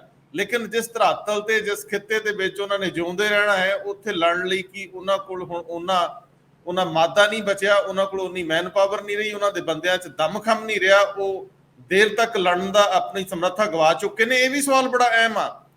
ਸਵਾਲ ਇੱਥੇ ਹੈ ਕਿ ਜਿਹੜੇ ਲੋਕ ਇੱਥੋਂ ਦੀਆਂ ਸਮੱਸਿਆਵਾਂ ਨੂੰ ਐਡਰੈਸ ਕਰਨ ਦੇ ਸਮਰੱਥ ਹੋਣ, ਉਹਨੂੰ ਬੁਨਿਆਦੀ ਤੌਰ ਤੇ ਸਮਝਦੇ ਹੋਣ, ਸੱਭਿਆਚਾਰਕ ਤੌਰ ਤੇ, ਭੂਗੋਲਿਕ ਤੌਰ ਤੇ, ਇਤਿਹਾਸਕ ਤੌਰ ਤੇ, ਸਮਾਜਿਕ ਤੌਰ ਤੇ, ਉਹੀ ਬੰਦੇ ਲੀਡ ਕਰਨ, ਬਜਾਏ ਇਹਦੇ ਕਿ ਜਦੋਂ ਮਾਨ ਸਾਹਿਬ ਇਹ ਗੱਲ ਕਹਿੰਦੇ ਨੇ, ਭਗਵੰਤ ਮਾਨ, ਕਿ ਪਿਛਲਿਆਂ ਨੇ ਕੁਝ ਨਹੀਂ ਕੀਤਾ। ਮੈਂ ਤਾਂ ਕਹਿੰਦਾ ਕਿ ਇਹ ਇੱਕ ਮੁਸਲਸਲ ਵਰਤਾਰਾ, ਇੱਕ ਕੰਟੀਨਿਊਟੀ ਆ। ਭਗਵੰਤ ਮਾਨ ਛੋਟੇ ਸੀਗੇ, ਪੜ੍ਹਨ ਲੱਗੇ, ਕਾਲਜ ਗਏ, ਉਹ ਮੁੜ ਕੇ ਕਮੇਟੀ ਕਰਨ ਲੱਗੇ, ਉਹਨਾਂ ਦੀ ਡਿਵੈਲਪਮੈਂਟ ਆ ਸਾਲਾਂ ਦੇ ਵਿੱਚ। ਉਹ 1 ਸਾਲ 2 ਸਾਲ 'ਚ ਨਹੀਂ ਹੋਈ। ਮੇਰੀ ਤੁਹਾਡੀ ਸਾਰਿਆਂ ਦੀ ਇੱਕ ਗਰੋਥ ਹੈ, ਉਹਨੂੰ 1 ਸਾਲਾਂ ਦਾ ਸਿਲਸਿਲਾ ਲੱਗਦਾ। ਅਸੀਂ ਸਾਰੇ ਆਏ ਆ ਕੱਚਿਆਂ ਘਰਾਂ ਤੋਂ ਪੱਕੀਆਂ ਕੋਠੀਆਂ ਦੇ ਵਿੱਚ ਪਹੁੰਚੇ ਆ, ਤੇ ਇਹ ਇੱਕ ਵਿਕਾਸ ਦਾ ਪੜਾਅ ਦਰ ਪੜਾਅ ਇੱਕ ਸਿਲਸਿਲਾ ਹੈ। ਸੋ ਮੈਨੂੰ ਲੱਗਦਾ ਹੈ ਕਿ ਇਹ ਸਾਰੇ ਮੁਕੰਮਲ ਰੂਪ ਦੇ ਵਿੱਚ ਜਦੋਂ ਇਹਨੂੰ ਦੇਖਣਾ ਹੋਊਗਾ ਨਾ, ਤਾਂ ਸਾਨੂੰ ਆਪਣੇ ਅੰਦਰ ਝਾਤੀ ਮਾਰਨੀ ਪਊਗੀ, ਨਾ ਕਿ ਸਾਨੂੰ ਬਾਹਰ ਮੁਖੀ ਹੋਣਾ ਪਊਗਾ। ਕੀ ਕਹਿੰਦੇ? ਸਭ ਤੋਂ ਪਹਿਲਾਂ ਮੈਨੂੰ ਲੱਗਦਾ ਜਿਹੜਾ ਨਜ਼ਰੀਆ ਹੈ ਦੇਖਣ ਦਾ ਪੋਲੀਟੀਕਲ ਧਿਰਾਂ ਨੂੰ, ਉਹ ਕੱਲਾ ਮੈਨੂੰ ਲੱਗਦਾ ਥੋੜਾ ਜਿਹਾ ਇਹਨੂੰ ਹੋਰ ਮੋਕਲਾ ਕਰਨ ਦੀ ਜ਼ਰੂਰਤ ਹੈ। ਸਭ ਤੋਂ ਪਹਿਲੀ ਗੱਲ ਤਾਂ ਇਹ ਕਹਿ ਕੇ ਨਹੀਂ ਛੱਡਿਆ ਜਾ ਸਕਦਾ ਵੀ ਕਾਂਗਰਸ ਇੱਥੋਂ ਦੀ ਪਾਰਟੀ ਨਹੀਂ, ਉਹ ਨੈਸ਼ਨਲ ਹੈ, ਕਮਿਊਨਿਸਟ ਨੈਸ਼ਨਲ ਨੇ, ਬੀਜੇਪੀ ਨੈਸ਼ਨਲ ਹੈ। ਆਪਣਾ ਨੇਸ਼ਨ ਸਟੇਟ ਚਲਾਉਣੀ ਹੈ ਨਾ ਤੁਸੀਂ, ਨੇਸ਼ਨ ਸਟੇਟ ਤੁਸੀਂ ਜਸਟਿਸ ਦੀ ਬੁਨਿਆਦ ਤੇ ਚਲਾਉਣੀ ਹੈ ਜਾਂ ਅਨਜਸਟ ਤਰੀਕੇ ਨਾਲ ਚਲਾਉਣੀ ਹੈ। ਜੇ ਜਸਟਿਸ ਦੀ ਬੁਨਿਆਦ ਤੇ ਚਲਾਉਣੀ ਹੈ ਤਾਂ ਪੰਜਾਬ ਦੇ ਨਾਲ ਜਿਹੜੇ ਅਨਿਆਂ ਦੇ ਮੁੱਦੇ ਨੇ ਤੁਸੀਂ ਕਿਉਂ ਨਹੀਂ ਉਠਾਓਗੇ ਜੀ? ਤੁਸੀਂ ਕਿਵੇਂ ਚੱਲ ਸਕਦੇ ਹੋ ਇਸ ਤਰੀਕੇ ਦੇ ਨਾਲ ਕਿ ਅਸੀਂ ਨਹੀਂ ਉਠਾਵਾਂਗੇ ਜੀ, ਸਾਡੀ ਤਾਂ ਨੈਸ਼ਨਲ ਪਾਰਟੀ ਹੈ।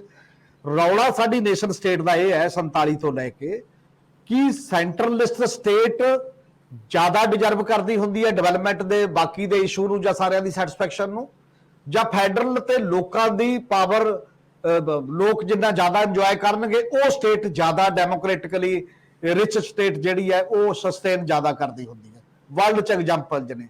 ਬਾਕੀ ਕਿਤੇ ਵੀ ਰੀਜਨਲ ਪਾਰਟੀਆਂ ਨਹੀਂ ਇਹ ਕੰਮ ਕਰ ਰਹੀਆਂ, ਉੱਥੇ ਨੈਸ਼ਨਲ ਪਾਰਟੀਆਂ ਕਰ ਰਹੀਆਂ ਨੇ ਕਿ ਸਾਡੀ ਨੇਸ਼ਨਲ ਸਟੇਟ ਕਿਉਂ ਜਿਹੀ ਹੋਣੀ ਚਾਹੀਦੀ ਹੈ ਇਸ ਪੱਧਰ ਦੇ ਉੱਤੇ। ਤਾਂ ਇਸ ਕਰਕੇ ਜਿਹੜੇ ਵੀ ਬੰਦੇ ਨੇਸ਼ਨ ਸਟੇਟ ਚਲਾਉਣ ਦਾ ਉਹਦਾ ਤਾਂ ਦਾਇਰਾ ਉਦੋਂ ਮੋਕਲਾ ਹੋਣਾ ਚਾਹੀਦਾ, ਕਿਉਂਕਿ ਉਹਨੂੰ ਇੰਟਰਨੈਸ਼ਨਲੀ ਵੀ ਫੇਸ ਕਰਨਾ ਪੈਂਦਾ। ਉਹਨੂੰ ਇਹ ਪਤਾ ਲੱਗਦਾ ਹੈ ਕਿ ਕਿੰਨੀ ਸਾਡੀ ਸੋਵਰੈਂਟੀ ਸਰੈਂਡਰ ਕਰਨੀ ਹੈ ਅਸੀਂ ਯੂਐਨਓ ਦੇ ਕਰਕੇ, IMF ਕਰਕੇ, ਵਰਲਡ ਬੈਂਕ ਕਰਕੇ, WTO ਕਰਕੇ, ਹੈਲਥ ਆਰਗੇਨਾਈਜੇਸ਼ਨ ਕਰਕੇ, ਡਿਫਰੈਂਟ ਟਾਈਪ ਦੀ। ਇੰਟਰਡਿਪੈਂਡੈਂਟ ਵਰਲਡ 'ਚ ਤੁਸੀਂ 100% ਸੋਵਰਨ ਨਹੀਂ ਹੋ। ਤੁਹਾਨੂੰ ਇਸ ਚੀਜ਼ ਦੀ ਜ਼ਿਆਦਾ ਸਮਝ ਹੋਣੀ ਚਾਹੀਦੀ ਹੈ ਕਿਸੇ ਰੀਜਨਲ ਪਾਰਟੀ ਨਾਲੋਂ ਕਿ ਜੇ ਉੱਥੇ ਮੈਨੂੰ ਅੱਧੇ ਅਧਿਕਾਰ ਸਰੈਂਡਰ ਕਰਨੇ ਪੈਂਦੇ ਨੇ ਤਾਂ ਸਟੇਟਾਂ ਦਾ ਵੀ ਉਹ ਰਾਈਟ ਹੁੰਦਾ ਕਿ ਸਟੇਟਾਂ ਵੀ ਕੁਝ ਅਧਿਕਾਰ ਸਰੈਂਡਰ ਕਰਨਗੀਆਂ। ਸਭ ਕੁਝ ਮੈਂ ਉਹਦਾ ਲੈ ਨਹੀਂ ਲੈਣਾ ਕਿਸੇ ਵੀ ਰੂਪ 'ਚ। ਬੇਸਿਕ ਡਿਬੇਟ ਕੰਟਰੀ ਦੀਆਂ ਪਾਰਟੀਆਂ ਦੀ ਬਣਦੀ ਹੈ ਕਿ ਕੰਟਰੀ ਨੂੰ ਚਲਾਉਣਾ ਕਿਵੇਂ ਹੈ। ਪਾਕਿਸਤਾਨ ਨੇ ਚਲਾਈ, ਉਹ ਕਹਿੰਦੇ ਅਸੀਂ ਮਿਲਟਰੀ ਸਟੇਟ ਚਲਾਵਾਂਗੇ, ਵੰਡੀ ਗਈ। ਸੋਵੀਅਤ ਯੂਨੀਅਨ ਚਲਾਇਆ, ਸੈਂਟਰਲਾਈਜ਼ਡ ਕਿਸਮ ਦਾ 15 ਦੇਸ਼ਾਂ 'ਚ ਟੁੱਟ ਗਿਆ, ਸਾਡੇ ਸਾਹਮਣੇ ਹੈ। ਔਰ ਇਸ ਕਰਕੇ ਇਹ ਤੋੜਨਾ ਦੇ ਜਾਂ ਇਹਨੂੰ ਜੋੜਨਾ, ਬਾਈਪੋਲਰ ਬਣਾ ਕੇ ਹਿੰਦੂਤਵ ਦੀ ਰਾਜਨੀਤੀ ਲਿਆ ਕੇ ਬਾਕੀ ਮਿਨੋਰਟੀ ਨੂੰ ਅਲੱਗ ਥਲੱਗ ਕਰਕੇ ਦੇਸ਼ ਬਣੂਗਾ ਜਾਂ ਚੱਲੂਗਾ, ਉਹਨਾਂ ਦੇ ਸਿਰ ਇਦੋਂ ਜ਼ਿਆਦਾ ਜ਼ਿੰਮੇਵਾਰੀ ਹੈ। ਹਾਂ, ਨਾਲ ਦੀ ਨਾਲ ਇਸ ਕਰਕੇ ਜ਼ਿੰਮੇਵਾਰੀ ਹੈ ਰੀਜਨਲ ਪਾਰਟੀ ਦੀ, ਕਿਉਂਕਿ ਰੀਜਨਲ ਪਾਰਟੀ ਤਾਂ ਬਣੀ ਉਸ ਇੰਟਰਸਟ ਵਾਸਤੇ ਕਿ ਮੈਂ ਤਾਂ ਇਸੇ ਲਈ ਗੱਲ ਕਰਨੀ ਹੈ ਕਿ ਮੈਂ ਇਹਦੇ ਲਈ ਮਰ ਮਿਟਣਾ, ਮੇਰਾ ਤਾਂ ਬੇਸਿਕ ਇਹ ਵੀ ਇਹ ਹੈ। ਪਰ ਇਸੇ ਕਰਕੇ ਇਹ ਚੀਜ਼ ਹੈ ਕਿ ਜਿਹੜੇ ਪੰਜਾਬ ਦੀ ਸਰਜ਼ਮੀਨ ਤੋਂ ਪੈਦਾ ਹੋਏ ਬੰਦੇ ਨੇ, ਕੀ ਉਹ ਫ੍ਰੈਗਰੈਂਸ ਆਫ ਸੋਇਲ ਨਾਲ ਜੁੜੇ ਨੇ, ਚਾਹੇ ਉਹ ਕਮਿਊਨਿਸਟ ਹੋਵੇ, ਚਾਹੇ ਉਹ ਕਾਂਗਰਸੀ ਹੋਵੇ, ਚਾਹੇ ਉਹ BJPite ਹੋਵੇ, ਚਾਹੇ ਉਹ ਅਕਾਲੀ ਹੋਵੇ। ਸਿਆਸਤ ਇੱਕ ਐਂਗਲ ਹੈ, ਸਿਆਸਤ ਜ਼ਿੰਦਗੀ ਨਹੀਂ ਹੈ। ਸਿਆਸਤ ਨੂੰ ਬੁਰਾ ਨਾਮ ਮਿਲ ਗਿਆ, ਪਰ ਸਿਆਸਤ ਤਾਂ ਬੈਟਰ ਮੈਨੇਜਮੈਂਟ ਦਾ ਨਾਂ ਹੈ ਕਿ ਤੁਸੀਂ ਬੈਟਰ ਮੈਨੇਜ ਕਿਵੇਂ ਕਰੋਗੇ।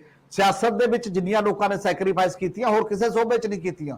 ਭਗਤ ਸਿੰਘ ਫਾਂਸੀ ਚੜ੍ਹਦਾ ਤਾਂ ਉਹ ਸਿਆਸੀ ਆਦਮੀ ਹੈ, ਉਹ ਕਿਉਂਕਿ ਜਿਹੜਾ ਬੰਦਾ ਦੇਸ਼ ਬਣਾਉਣਾ ਚਾਹੁੰਦਾ, ਮੈਂ ਕਿਹੋ ਜਿਹਾ ਬਣਾਉਣਾ ਚਾਹੁੰਦਾ, ਸਰਤਾਰ ਸਿੰਘ ਸਰਾਭਾ ਜੇ ਗਦਰੀ ਆਏ ਉਹ ਸਿਆਸੀ ਆਦਮੀ ਸੀ ਕਿ ਉਹ ਨੈਗੇਟਿਵ ਸੀ। ਸਾਡੇ ਅਸਲ 'ਚ ਹੁਣ ਇਹੋ ਜਿਹੇ ਕੰਮ ਕਰਕੇ ਗੁੱਟਬਾਜ਼ਾਂ ਨੇ, ਸੈਕਟੇਰੀਅਨ ਲੋਕਾਂ ਨੇ ਸਿਆਸਤ ਦਾ ਵੀ ਨਾਮ ਵਿਗਾੜਤਾ ਸੀ। ਹੁਣ ਇਹ ਕਹਿੰਦੇ ਵੀ ਸਿਆਸਤ ਨਾ ਕਰੋ। ਮੈਨੂੰ ਲੱਗਦਾ ਚੁੱਲ੍ਹੇ ਤੱਕ ਜਿੰਨਾ ਚਿਰ ਸਿਆਸਤ ਨਹੀਂ ਹੋਏਗੀ ਉਹਨਾਂ ਚਿਰ ਕੁਝ ਨਹੀਂ ਹੋਣਾ। ਸਿਆਸਤ ਦੀ ਅੰਡਰਸਟੈਂਡਿੰਗ ਚਾਹੀਦੀ ਹੈ। ਉਹ ਸਿਆਸਤ ਦਾ ਨਾਮ ਬੈਟਰ ਮੈਨੇਜਮੈਂਟ ਹੈ, ਬੈਟਰ ਗਵਰਨੈਂਸ ਹੈ, ਬੈਟਰ ਪਾਲਿਸੀ ਮੇਕਿੰਗ ਦੀ ਜਾਂਚ ਹੈ, ਏਬਿਲਿਟੀ ਹੈ ਜਿਹੜੀ ਤੁਹਾਡੇ ਚਾਉਣੀ ਹੋਣੀ ਚਾਹੀਦੀ ਹੈ ਉਸ ਮਾਮਲੇ ਦੇ ਵਿੱਚ। ਇਸੇ ਕਰਕੇ ਅਗਲੀ ਗੱਲ ਫਿਰ ਜਿਹੜੀਆਂ ਰੀਜਨਲ ਧਿਰਾਂ ਹੁੰਦੀਆਂ ਨੇ, ਬਿਲਕੁਲ ਸਿਆਸਤ ਐਸੀ ਰੀਜਨਲ ਗਰੁੱਪ ਪੈਦਾ ਕਿਉਂ ਹੋਏ?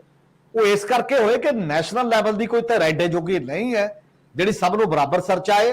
ਉਹਦੇ ਚੋਂ ਲੋਕਾਂ ਨੇ ਆਪਣੀਆਂ ਰੀਜਨਲ ਧਿਰਾਂ ਨੂੰ ਮੌਕਾ ਦਿੱਤਾ। 27-28 ਸਾਲ ਤੱਕ ਕਿਸੇ ਇੱਕ ਸਿੰਗਲ ਪਾਰਟੀ ਨੂੰ ਮੌਕਾ ਪਾਰਲੀਮੈਂਟ 'ਚ ਨਹੀਂ ਮਿਲਿਆ। ਰੀਜਨਲ ਗਰੁੱਪਾਂ ਨੂੰ ਦਿੱਤਾ, ਲੋਕਾਂ ਨੇ ਖੇਤਰੀ ਪਾਰਟੀਆਂ ਨੂੰ ਦਿੱਤਾ। ਪਰ ਉਹ ਖੇਤਰੀ ਪਾਰਟੀਆਂ ਦੀ ਸੋਚ ਜਿਹੜੀ ਹੈ ਨਾ, ਉਹ ਰੀਜਨਲ ਨਹੀਂ ਰਹੀ, ਉਹ ਫੈਡਰਲ ਨਹੀਂ ਰਹੀ, ਉਹ ਸੱਤਾ 'ਚ ਸ਼ੇਅਰਿੰਗ ਦੀ ਬਣ ਗਈ।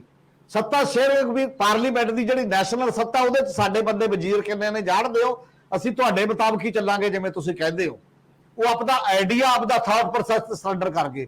ਇੱਕ ਮੌਕਾ ਸੀ ਯੂਨਾਈਟਿਡ ਫਰੰਟ ਗਵਰਨਮੈਂਟ ਤੋਂ ਲੈ ਕੇ ਚਾਹੇ ਉਹ ਉਦੋਂ ਬਾਅਦ ਕਾਂਗਰਸ ਦੀ UPA 1 ਚਾਹੇ UPA 2 ਸੀ, ਚਾਹੇ ਉਹ BJP ਦੀ ਵਾਜਪਾਈ ਸਰਕਾਰ ਸੀ, ਜਿਹੜੀਆਂ ਕੋਲੀਸ਼ਨ ਗਵਰਨਮੈਂਟਾਂ ਦਾ ਜਦੋਂ ਦੌਰ ਆਇਆ ਉਦੋਂ ਇਹ ਡਿਬੇਟ ਲਈ ਬਹੁਤ ਫਰਟਾਈਲ ਮੌਕਾ ਸੀ ਕਿ ਕੰਟਰੀ ਹੁਣ ਕਿਹੋ ਜਿਹਾ ਬਣਾਉਣਾ ਚਾਹੀਦਾ, ਕਿਉਂਕਿ ਉੱਥੇ ਰੀਜਨਲ ਪਾਰਟੀਆਂ ਸੱਤਾ 'ਚ ਹਿੱਸੇਦਾਰ ਸੀਗੀਆਂ, ਉੱਥੇ ਪਾਰਲੀਮੈਂਟਾਂ 'ਚ ਵੀ ਡਿਬੇਟ ਹੋ ਸਕਦੀ ਸੀ, ਉੱਥੇ ਅਸੈਂਬਲੀਆਂ 'ਚ ਵੀ ਡਿਬੇਟ ਹੋ ਸਕਦੀ ਸੀ ਬਿਹਤਰ ਤਰੀਕੇ ਦੇ ਨਾਲ, ਕਿਉਂਕਿ ਉਹਨਾਂ ਕੋਲ ਪਾਵਰ 'ਚ ਵੀ ਬਰਾਬਰ ਦੀ ਹਿੱਸੇਦਾਰੀ ਸੀ। ਜਦੋਂ ਇੱਕ ਪਾਰਟੀ ਡੋਮੀਨੇਟ ਕਰਦੀ ਹੁੰਦੀ ਹੈ ਉਦੋਂ ਤਾਂ ਸੁਣਦੀ ਉਹ ਨਹੀਂ ਕਿਸੇ ਦੀ। ਸੁਖਬੀਰ ਬਾਦਲ ਨੇ ਸਾਨੂੰ ਦੱਸਿਆ ਉਦੋਂ ਬਾਅਦ ਆ ਕੇ ਕਿ NDA ਦੀ ਮੈਂ ਤਾਂ ਕਦੇ ਮੀਟਿੰਗ 'ਚ ਹੀ ਨਹੀਂ ਗਿਆ, ਸਾਨੂੰ ਤਾਂ ਬੁਲਾਇਆ ਹੀ ਨਹੀਂ, ਸਾਨੂੰ ਤਾਂ ਉਹ ਕਹਿ ਦਿੰਦੇ ਸੀ ਬਸ ਠੀਕ ਹੈ ਜੀ, ਤੁਸੀਂ ਉਦੋਂ ਬੋਲਣ ਜੋਗੇ ਨਹੀਂ ਰਹੇ ਕਿਉਂਕਿ ਪਾਰਟੀ ਸਟਰੋਂਗ ਹੋ ਗਈ ਬਹੁਤ ਜ਼ਿਆਦਾ ਤੇ ਤੁਸੀਂ ਕਮਜ਼ੋਰ ਹੋ ਗਏ ਉਸ ਸਾਰੇ ਮਾਮਲੇ ਦੇ ਵਿੱਚ। ਉਹਦੇ 'ਚ ਇੱਕ ਆਈਡੀਓਲੋਜੀਕਲ ਬੇਸ ਛੱਡ ਗਏ ਹੋ ਤੁਸੀਂ। ਸਾਡੀਆਂ ਨੈਸ਼ਨਲ ਪਾਰਟੀਆਂ ਵੀ ਛੱਡ ਗਈਆਂ ਆਪਣੀ ਆਈਡੀਓਲੋਜੀ ਕਿ ਰਾਸ਼ਟਰ ਕਿਵੇਂ ਬਣਦਾ ਹੁੰਦਾ, ਤੇ ਅਸੀਂ ਸਟੇਟ ਪਾਰਟੀਆਂ ਵੀ ਆਪਦਾ ਕਰੈਕਟਰ ਛੱਡ ਗਈਆਂ ਕਿ ਉਹ ਕਰੈਕਟਰ ਸਾਡਾ ਰੀਜਨਲ ਕਰੈਕਟਰ ਜੇ ਬਣਿਆ ਰਹੂਗਾ ਦੇਸ਼ ਤਾਂ ਸਟਰੋਂਗ ਹੋਣਾ ਹੈ ਉਸ ਪੱਧਰ ਦੇ ਉੱਤੇ। ਉਹ ਥਾਟ ਪ੍ਰੋਸੈਸ ਤੇ ਆਪਦੀ ਕਾਰਗੁਜ਼ਾਰੀ 'ਚ ਸੋ ਕਾਲਡ ਨੈਸ਼ਨਲਿਸਟ ਹੋ ਗਈਆਂ, ਉਸ ਲੈਵਲ ਦਾ ਰੀਜਨਲ ਆਪਣਾ ਏਜੰਡਾ ਛੱਡ ਗਈਆਂ, ਪਾਵਰ ਸ਼ੇਅਰਿੰਗ 'ਚ ਚਲੀਆਂ ਗਈਆਂ। ਇਸ ਕਰਕੇ ਕੋਈ ਵੀ ਬਾਲੀ ਵਾਰਸ ਨਹੀਂ ਬਚਿਆ। ਓਵਰਆਲ ਡੈਮੋਕ੍ਰੇਟਾਈਜੇਸ਼ਨ ਦਾ ਪਾਰਟੀਆਂ ਦੇ ਅੰਦਰ ਦੀ ਬਣਤਰ ਦੇਖ ਲਓ ਤੁਸੀਂ, ਦੇਸ਼ 'ਚ ਕੋਈ ਪਾਰਟੀ ਐਸੀ ਹੈ ਜਿਹੜੀ ਪਾਰਟੀ ਅੰਦਰੂਨੀ ਜਮਹੂਰੀਅਤ ਦੀ ਵਕਾਲਤ ਕਰਦੀ ਹੋਵੇ ਲਗਾਤਾਰ ਕਿ ਇੰਟਰਨਲ ਡੈਮੋਕ੍ਰੇਸੀ ਹੋਣੀ ਚਾਹੀਦੀ ਹੈ, ਚਾਹੇ ਉਹ ਸਟੇਟ ਦੀ ਪਾਰਟੀ ਚਾਹੇ ਉਹ ਨੇਸ਼ਨ ਦੀ ਪਾਰਟੀ। ਮਾਈਂਡਸੈਟ ਸੈਂਟਰਲਾਈਜੇਸ਼ਨ ਦਾ, ਕਿਤੇ ਪਰਿਵਾਰ ਦੀ ਪਾਰਟੀ ਬਣ ਗਈ, ਕਿਤੇ ਹਾਂ ਪੰਜਾਬ ਇਸ ਕਰਕੇ ਵੱਖਰਾ ਇੱਕ ਲੈਵਲ ਦਾ ਖੇਤਰੀ ਪਾਰਟੀਆਂ ਨਾਲੋਂ ਵੀ ਦੂਜੀਆਂ ਖੇਤਰੀ ਪਾਰਟੀਆਂ ਨੇ ਜਿਹੜੀਆਂ, ਕਿਉਂਕਿ ਅਕਾਲੀ ਦਲ ਕੇਵਲ ਖੇਤਰੀ ਪਾਰਟੀ ਨਹੀਂ, ਇਹਦੇ ਪਿੱਛੇ ਇੱਕ ਫਿਲਾਸਫੀ ਹੈ, ਸਰਬੱਤ ਦੇ ਭਲੇ ਦੀ ਵੀ ਫਿਲਾਸਫੀ ਹੈ, ਉਹ ਕੱਲਾ ਖੇਤਰ ਦਾ ਫਿਲਾਸਫੀ ਨਹੀਂ ਹੈ, ਔਰ ਉਹ ਮਾਨਸ ਕੀ ਜਾਤ ਸਭ ਇੱਕ ਪਹਿਚਾਨ ਬੋ ਦੀ ਫਿਲਾਸਫੀ ਹੈ।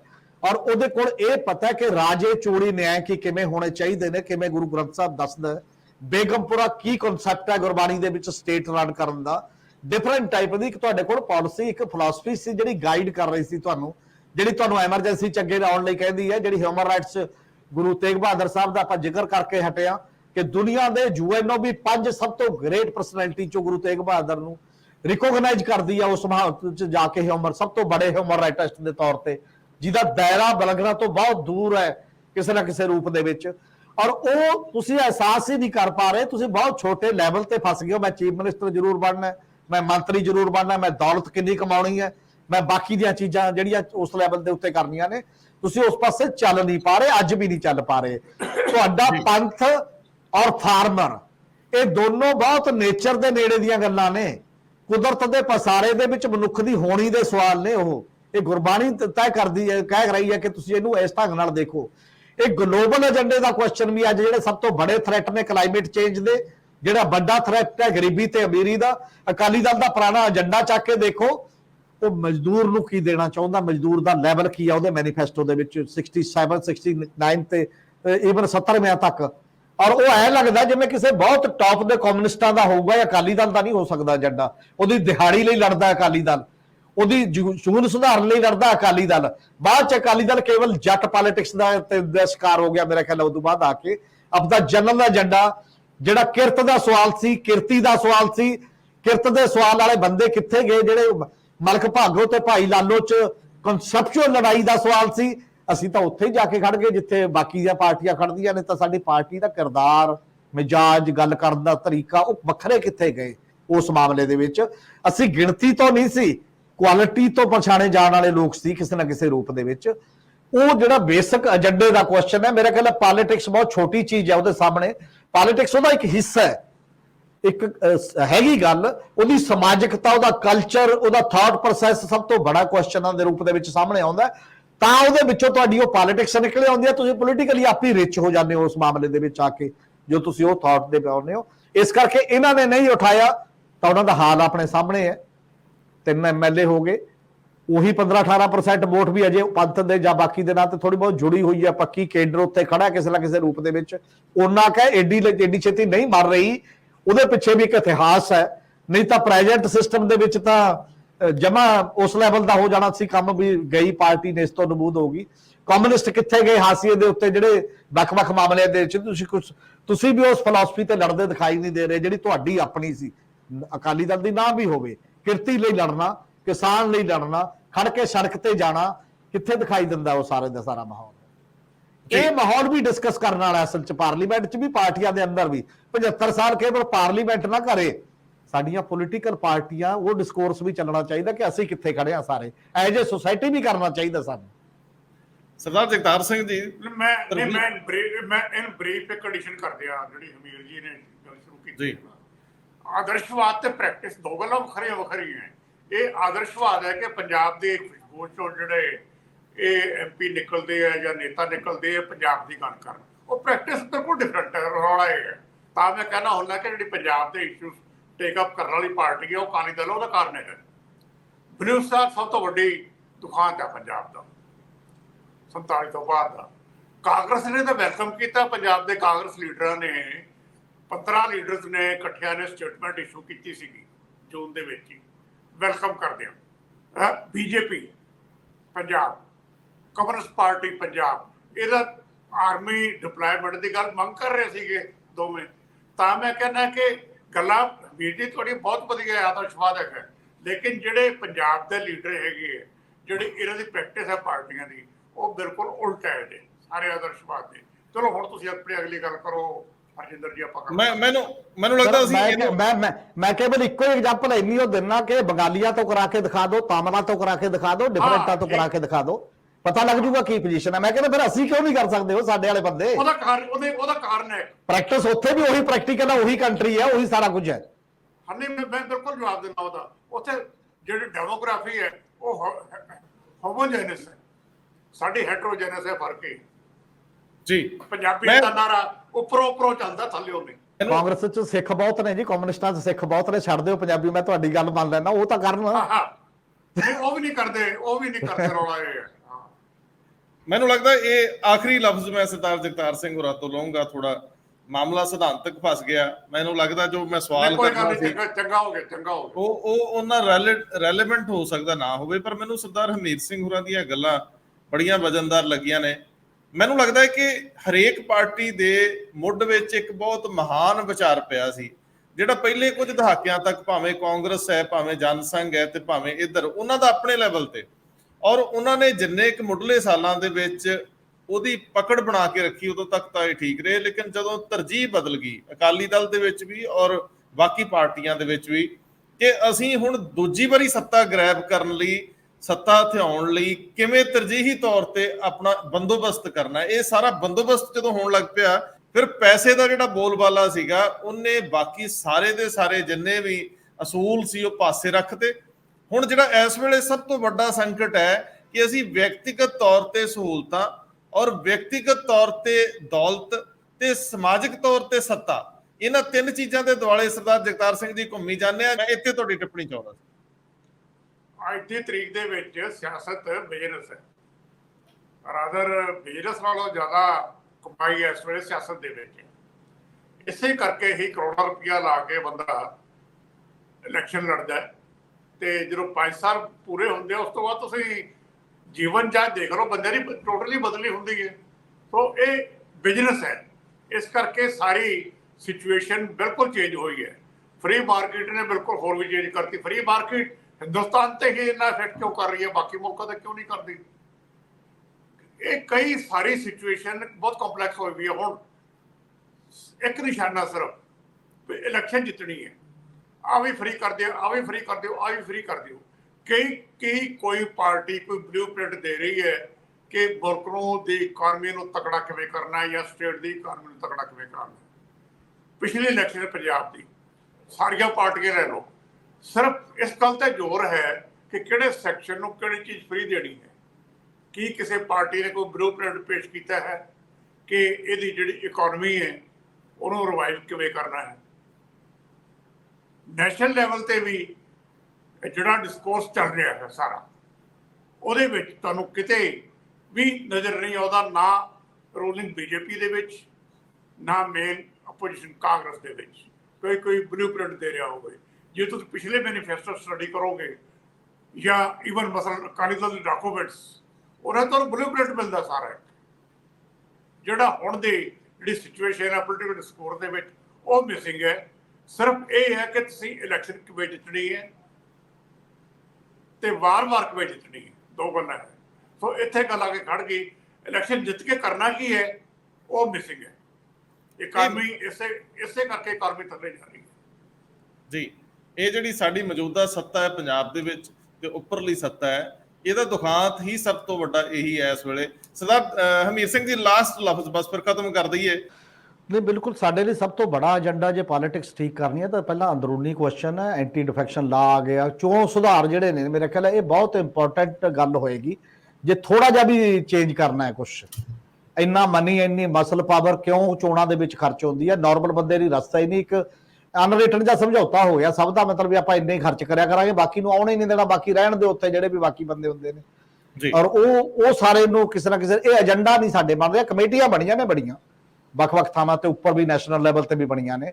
ਸਟੇਟ ਫੰਡਿੰਗ ਆਫ ਇਲੈਕਸ਼ਨ, ਇਹ ਬਹੁਤ ਬੜਾ ਇੱਕ ਮੁੱਦਾ ਰਿਹਾ ਸਾਡੇ, ਕਿ ਜੇ ਇਲੈਕਸ਼ਨ ਪ੍ਰਾਈਵੇਟ ਖਰਚ ਬਿਲਕੁਲ ਬੰਦ ਕਰ ਦਿਓ, ਸਾਰਾ ਪਹਿਲਾਂ ਵੀ ਸਾਰਾ ਕੁਝ ਸਟੇਟ ਨੂੰ ਹੀ ਕਰਨਾ ਪੈਂਦਾ, ਇਕੱਲੇ ਪ੍ਰਚਾਰ ਦਾ ਹੀ ਕੁਐਸਚਨ ਹੈ ਕਹਿੰਦੇ ਇੰਡੀਵਿਜੂਅਲ ਪਾਰਟੀਆਂ ਕੋਲੇ ਤਾਂ, ਤੇ ਉਹ ਪ੍ਰਚਾਰ ਤੇ ਵੀ ਇੱਕ ਲਿਮਟਿਡ ਖਰਚ ਦਾ ਕੋਈ ਸਿਸਟਮ ਬਣਾਇਆ ਜਾ ਸਕਦਾ, ਕੋਈ ਓਵਰਆਲ ਫੰਡ ਜਿਹੜਾ ਕਾਰਪਸ ਫੰਡ ਹੁੰਦਾ। ਤੇ ਇਹ ਬਹੁਤ ਬੜੇ ਇਸ਼ੂ ਨੇ ਜਿਹੜੇ ਇਲੈਕਸ਼ਨ ਕਮਿਸ਼ਨ ਨੇ ਵੀ ਭੇਜੇ ਨੇ, ਉਹਦੇ ਵੀ ਨੇ, ਤੇ ਪੋਲਿਟਿਕਸ ਨਾਲ ਬੜਾ ਸਿੱਧੇ ਜੁੜੀ ਹੋਈ ਗੱਲ ਹੈ ਇਲੈਕਟੋਰਲ ਪ੍ਰੋਸੈਸ। ਪਰ ਇਹ ਕਿਸੇ ਪਾਰਟੀ ਦਾ ਏਜੰਡਾ ਨਹੀਂ ਹੈ ਕਿ ਇਹ ਸੁਧਾਰ ਹੋਣੇ ਚਾਹੀਦੇ ਨੇ। ਆਮ ਆਦਮੀ ਪਾਰਟੀ ਨੇ ਆਉਂਦੇ ਦਿੱਤੇ ਸੀ, ਅਸੀਂ ਐਂ ਕਰਿਆ ਕਰਾਂਗੇ, ਅਸੀਂ ਐਂ ਚੁਣਿਆ ਕਰਾਂਗੇ ਵਲੰਟੀਅਰ ਜੋ ਫਲਾਨਾ, ਉਹ ਆਉਂਦੇ ਹੀ ਪਤਾ ਨਹੀਂ ਕਿੱਧਰ ਉੱਡ ਗਿਆ ਸਾਰਾ ਦਾ ਸਾਰਾ ਕੰਮ। ਉਹੀ ਪੁਰਾਣਾ ਢਾਂਚਾ, ਉਹੀ ਪੁਰਾਣੀਆਂ ਨਾਮਜ਼ਦਗੀ ਜੀ। ਮੈਨੂੰ ਲੱਗਦਾ ਕਿ ਪੰਜਾਬ ਦਾ ਏਜੰਡਾ, ਪੰਜਾਬ ਕਿਹੋ ਜਿਹਾ ਹੋਵੇ, ਪੰਜਾਬ ਦੇ ਵਿੱਚ ਕਿਸ ਤਰ੍ਹਾਂ ਦੀਆਂ ਤਬਦੀਲੀਆਂ ਹੋਣ, ਇਹ ਓਪਨ ਸਮਾਜ ਕਿਵੇਂ ਬਣੇ, ਇਹਦੇ ਵਿੱਚ ਲੋਕ ਆਪ ਮੁਹਾਰੇ ਕਾਨੂੰਨ ਕਿਵੇਂ ਮੰਨਣ ਲੱਗ ਜਾਣ, ਉਹਨਾਂ ਨੂੰ ਸਾਰਾ ਕੁਝ ਆਜ਼ਾਦੀ ਹੋਵੇ, ਬਹੁਤ ਖੁੱਲਾਪਣ ਹੋਵੇ। ਲੇਕਿਨ ਜਿਹੜਾ ਕੋਈ ਕ੍ਰਾਈਮ ਕਰਦਾ ਉਹਨੂੰ ਇਹ ਡਰ ਹੋਵੇ ਕਿ ਇਸ ਤੋਂ ਬਾਅਦ ਉਹਦੇ ਲਈ ਕੋਈ ਰਾਹ ਰਸਤਾ ਨਹੀਂ ਬਚਦਾ, ਰਾਤ ਨਹੀਂ ਬਚਦੀ, ਭਾਵੇਂ ਉਹ ਕਿਸੇ ਵੀ ਪੱਧਰ ਤੇ, ਨਸ਼ੇ ਤੋਂ ਲੈ ਕੇ ਕਿਸੇ ਦੀ ਧੀ ਭੈਣ ਛੇੜਨ ਤੋਂ ਲੈ ਕੇ ਕਿਸੇ ਕ੍ਰਾਈਮ 'ਚ ਸ਼ਾਮਲ ਹੋਣ ਤੋਂ ਲੈ ਕੇ, ਜੇਕਰ ਬੰਦਿਆਂ ਨੂੰ ਪਤਾ ਹੋਵੇ ਕਿ ਜ਼ਿੰਦਗੀ ਦਾਅ ਤੇ ਲੱਗ ਜਾਣੀ ਆ, ਔਰ ਇੰਨੇ ਖੁੱਲੇਪਣ, ਇੰਨੇ ਵਧੀਆ ਸਮਾਜ ਵਿੱਚ ਮੈਨੂੰ ਡੱਕਤਾ ਜਾਊਗਾ। ਬੰਦਿਆਂ ਨੂੰ ਆਜ਼ਾਦੀ ਦੇ ਅਰਥ ਸਮਝਾਉਣ ਦੀ ਲੋੜ ਹੈ, ਆਜ਼ਾਦੀ ਦੇ ਸੋਹਲੇ ਗਾਉਣ ਨਾਲ ਗੱਲ ਨਹੀਂ ਬਣਨੀ। ਅੱਜ ਵੀ ਸਾਡਾ ਸਮਾਜ ਬੰਦ ਹੈ, ਅੱਜ ਵੀ ਜਿਹੜੀ ਮਰਜ਼ੀ ਗੱਡੀ ਦਾ ਦਰਵਾਜ਼ਾ ਖੜਕਾ ਕੇ ਪੁਲਿਸ ਵਾਲੇ ਪੁੱਛਣ ਦਾ ਯਤਨ ਕਰਦੇ ਆ। ਇੰਨਾ ਓਪਨ ਕਰ ਦਿਓ ਕਿ ਲੋਕਾਂ ਨੂੰ ਆਜ਼ਾਦੀ ਦੇ ਅਰਥ ਸਮਝਣ ਆਉਣੇ ਸ਼ੁਰੂ ਹੋ ਜਾਣ। ਪੰਜਾਬ ਦਾ ਏਜੰਡਾ ਇੱਕ ਵਾਰੀ ਫਿਰ ਪਰਿਭਾਸ਼ਿਤ ਕੀਤਾ ਜਾਣਾ ਚਾਹੀਦਾ। ਕ੍ਰਾਈਮ ਫ੍ਰੀ ਕਿਵੇਂ ਕੀਤਾ ਜਾਣਾ ਹੈ, ਤੇ ਇੱਥੇ ਅਸੀਂ ਕਿਵੇਂ ਨਸ਼ਿਆਂ ਤੋਂ ਸੁਰਖਰੂ ਹੋ ਸਕਦੇ, ਮਾਪਿਆਂ ਦੇ ਡਰ ਕਿਵੇਂ ਮੁੱਕ ਜਾਣ, ਨੌਕਰੀਆਂ ਕਿਵੇਂ ਮਿਲਣ, ਕਿਸ ਤਰ੍ਹਾਂ ਦੀ ਸਾਡੇ ਕੋਲ ਮੰਡੀ ਹੋਵੇ, ਤੇ ਕਿਸ ਤਰੀਕੇ ਨਾਲ ਇੱਥੇ ਲੋਕ ਕੰਪਨੀਆਂ ਆ ਕੇ ਕੰਮ ਕਰਨ। ਸਰਕਾਰਾਂ ਉਧਰ ਜਾ ਹੀ ਨਹੀਂ ਰਹੀਆਂ। ਮੈਨੂੰ ਲੱਗਦਾ ਸਾਨੂੰ ਤੈਅ ਕਰਨੇ ਪੈਣਗੇ ਏਜੰਡੇ, ਔਰ ਇਹਦੇ ਉੱਤੇ ਅਸੀਂ ਕੰਮ ਕਰਾਂਗੇ, 100% ਕੰਮ ਕਰਾਂਗੇ ਕਿ ਦੁਨੀਆ ਦੀ ਸਭ ਤੋਂ ਬਿਹਤਰ ਇਕਨੋਮੀ ਨੇ ਕੀ ਕੀਤਾ, ਦੁਨੀਆ ਦੇ ਸਭ ਤੋਂ ਬਿਹਤਰ ਸਿਸਟਮ ਨੇ ਆਪਣੇ ਅੰਦਰ ਤਬਦੀਲੀ ਕੀ ਲਿਆਂਦੀ। ਤੁਸੀਂ ਬਹੁਤ ਸਾਰੇ ਪੁਲਿਸੀਏ ਲਾਉਣ ਦੀ ਬਜਾਏ ਮਸ਼ੀਨ ਦੀ ਵਰਤੋਂ ਕਰਕੇ ਸੈਂਟਰਲਾਈਜ਼ ਕਿਉਂ ਨਹੀਂ ਕਰ ਦਿੰਦੇ, CCTV ਦੇ ਥੱਲੇ ਬਹੁਤਾ ਏਰੀਆ ਕਿਉਂ ਨਹੀਂ ਲੈ ਆਉਂਦੇ, ਔਰ ਤੁਸੀਂ ਹਰ ਚੀਜ਼ ਦੇ ਵਿੱਚ ਆਜ਼ਾਦੀ ਦੇ ਕੇ ਹਰੇਕ ਤੇ ਨਜ਼ਰ ਰੱਖਣ ਦੇ ਕਾਬਿਲ ਕਦੋਂ ਹੋਵੋਗੇ? ਬਹੁਤ ਮਿਹਰਬਾਨੀ, ਬਹੁਤ ਧੰਨਵਾਦ। Thank you. ਸ਼ੁਕਰੀਆ ਜੀ।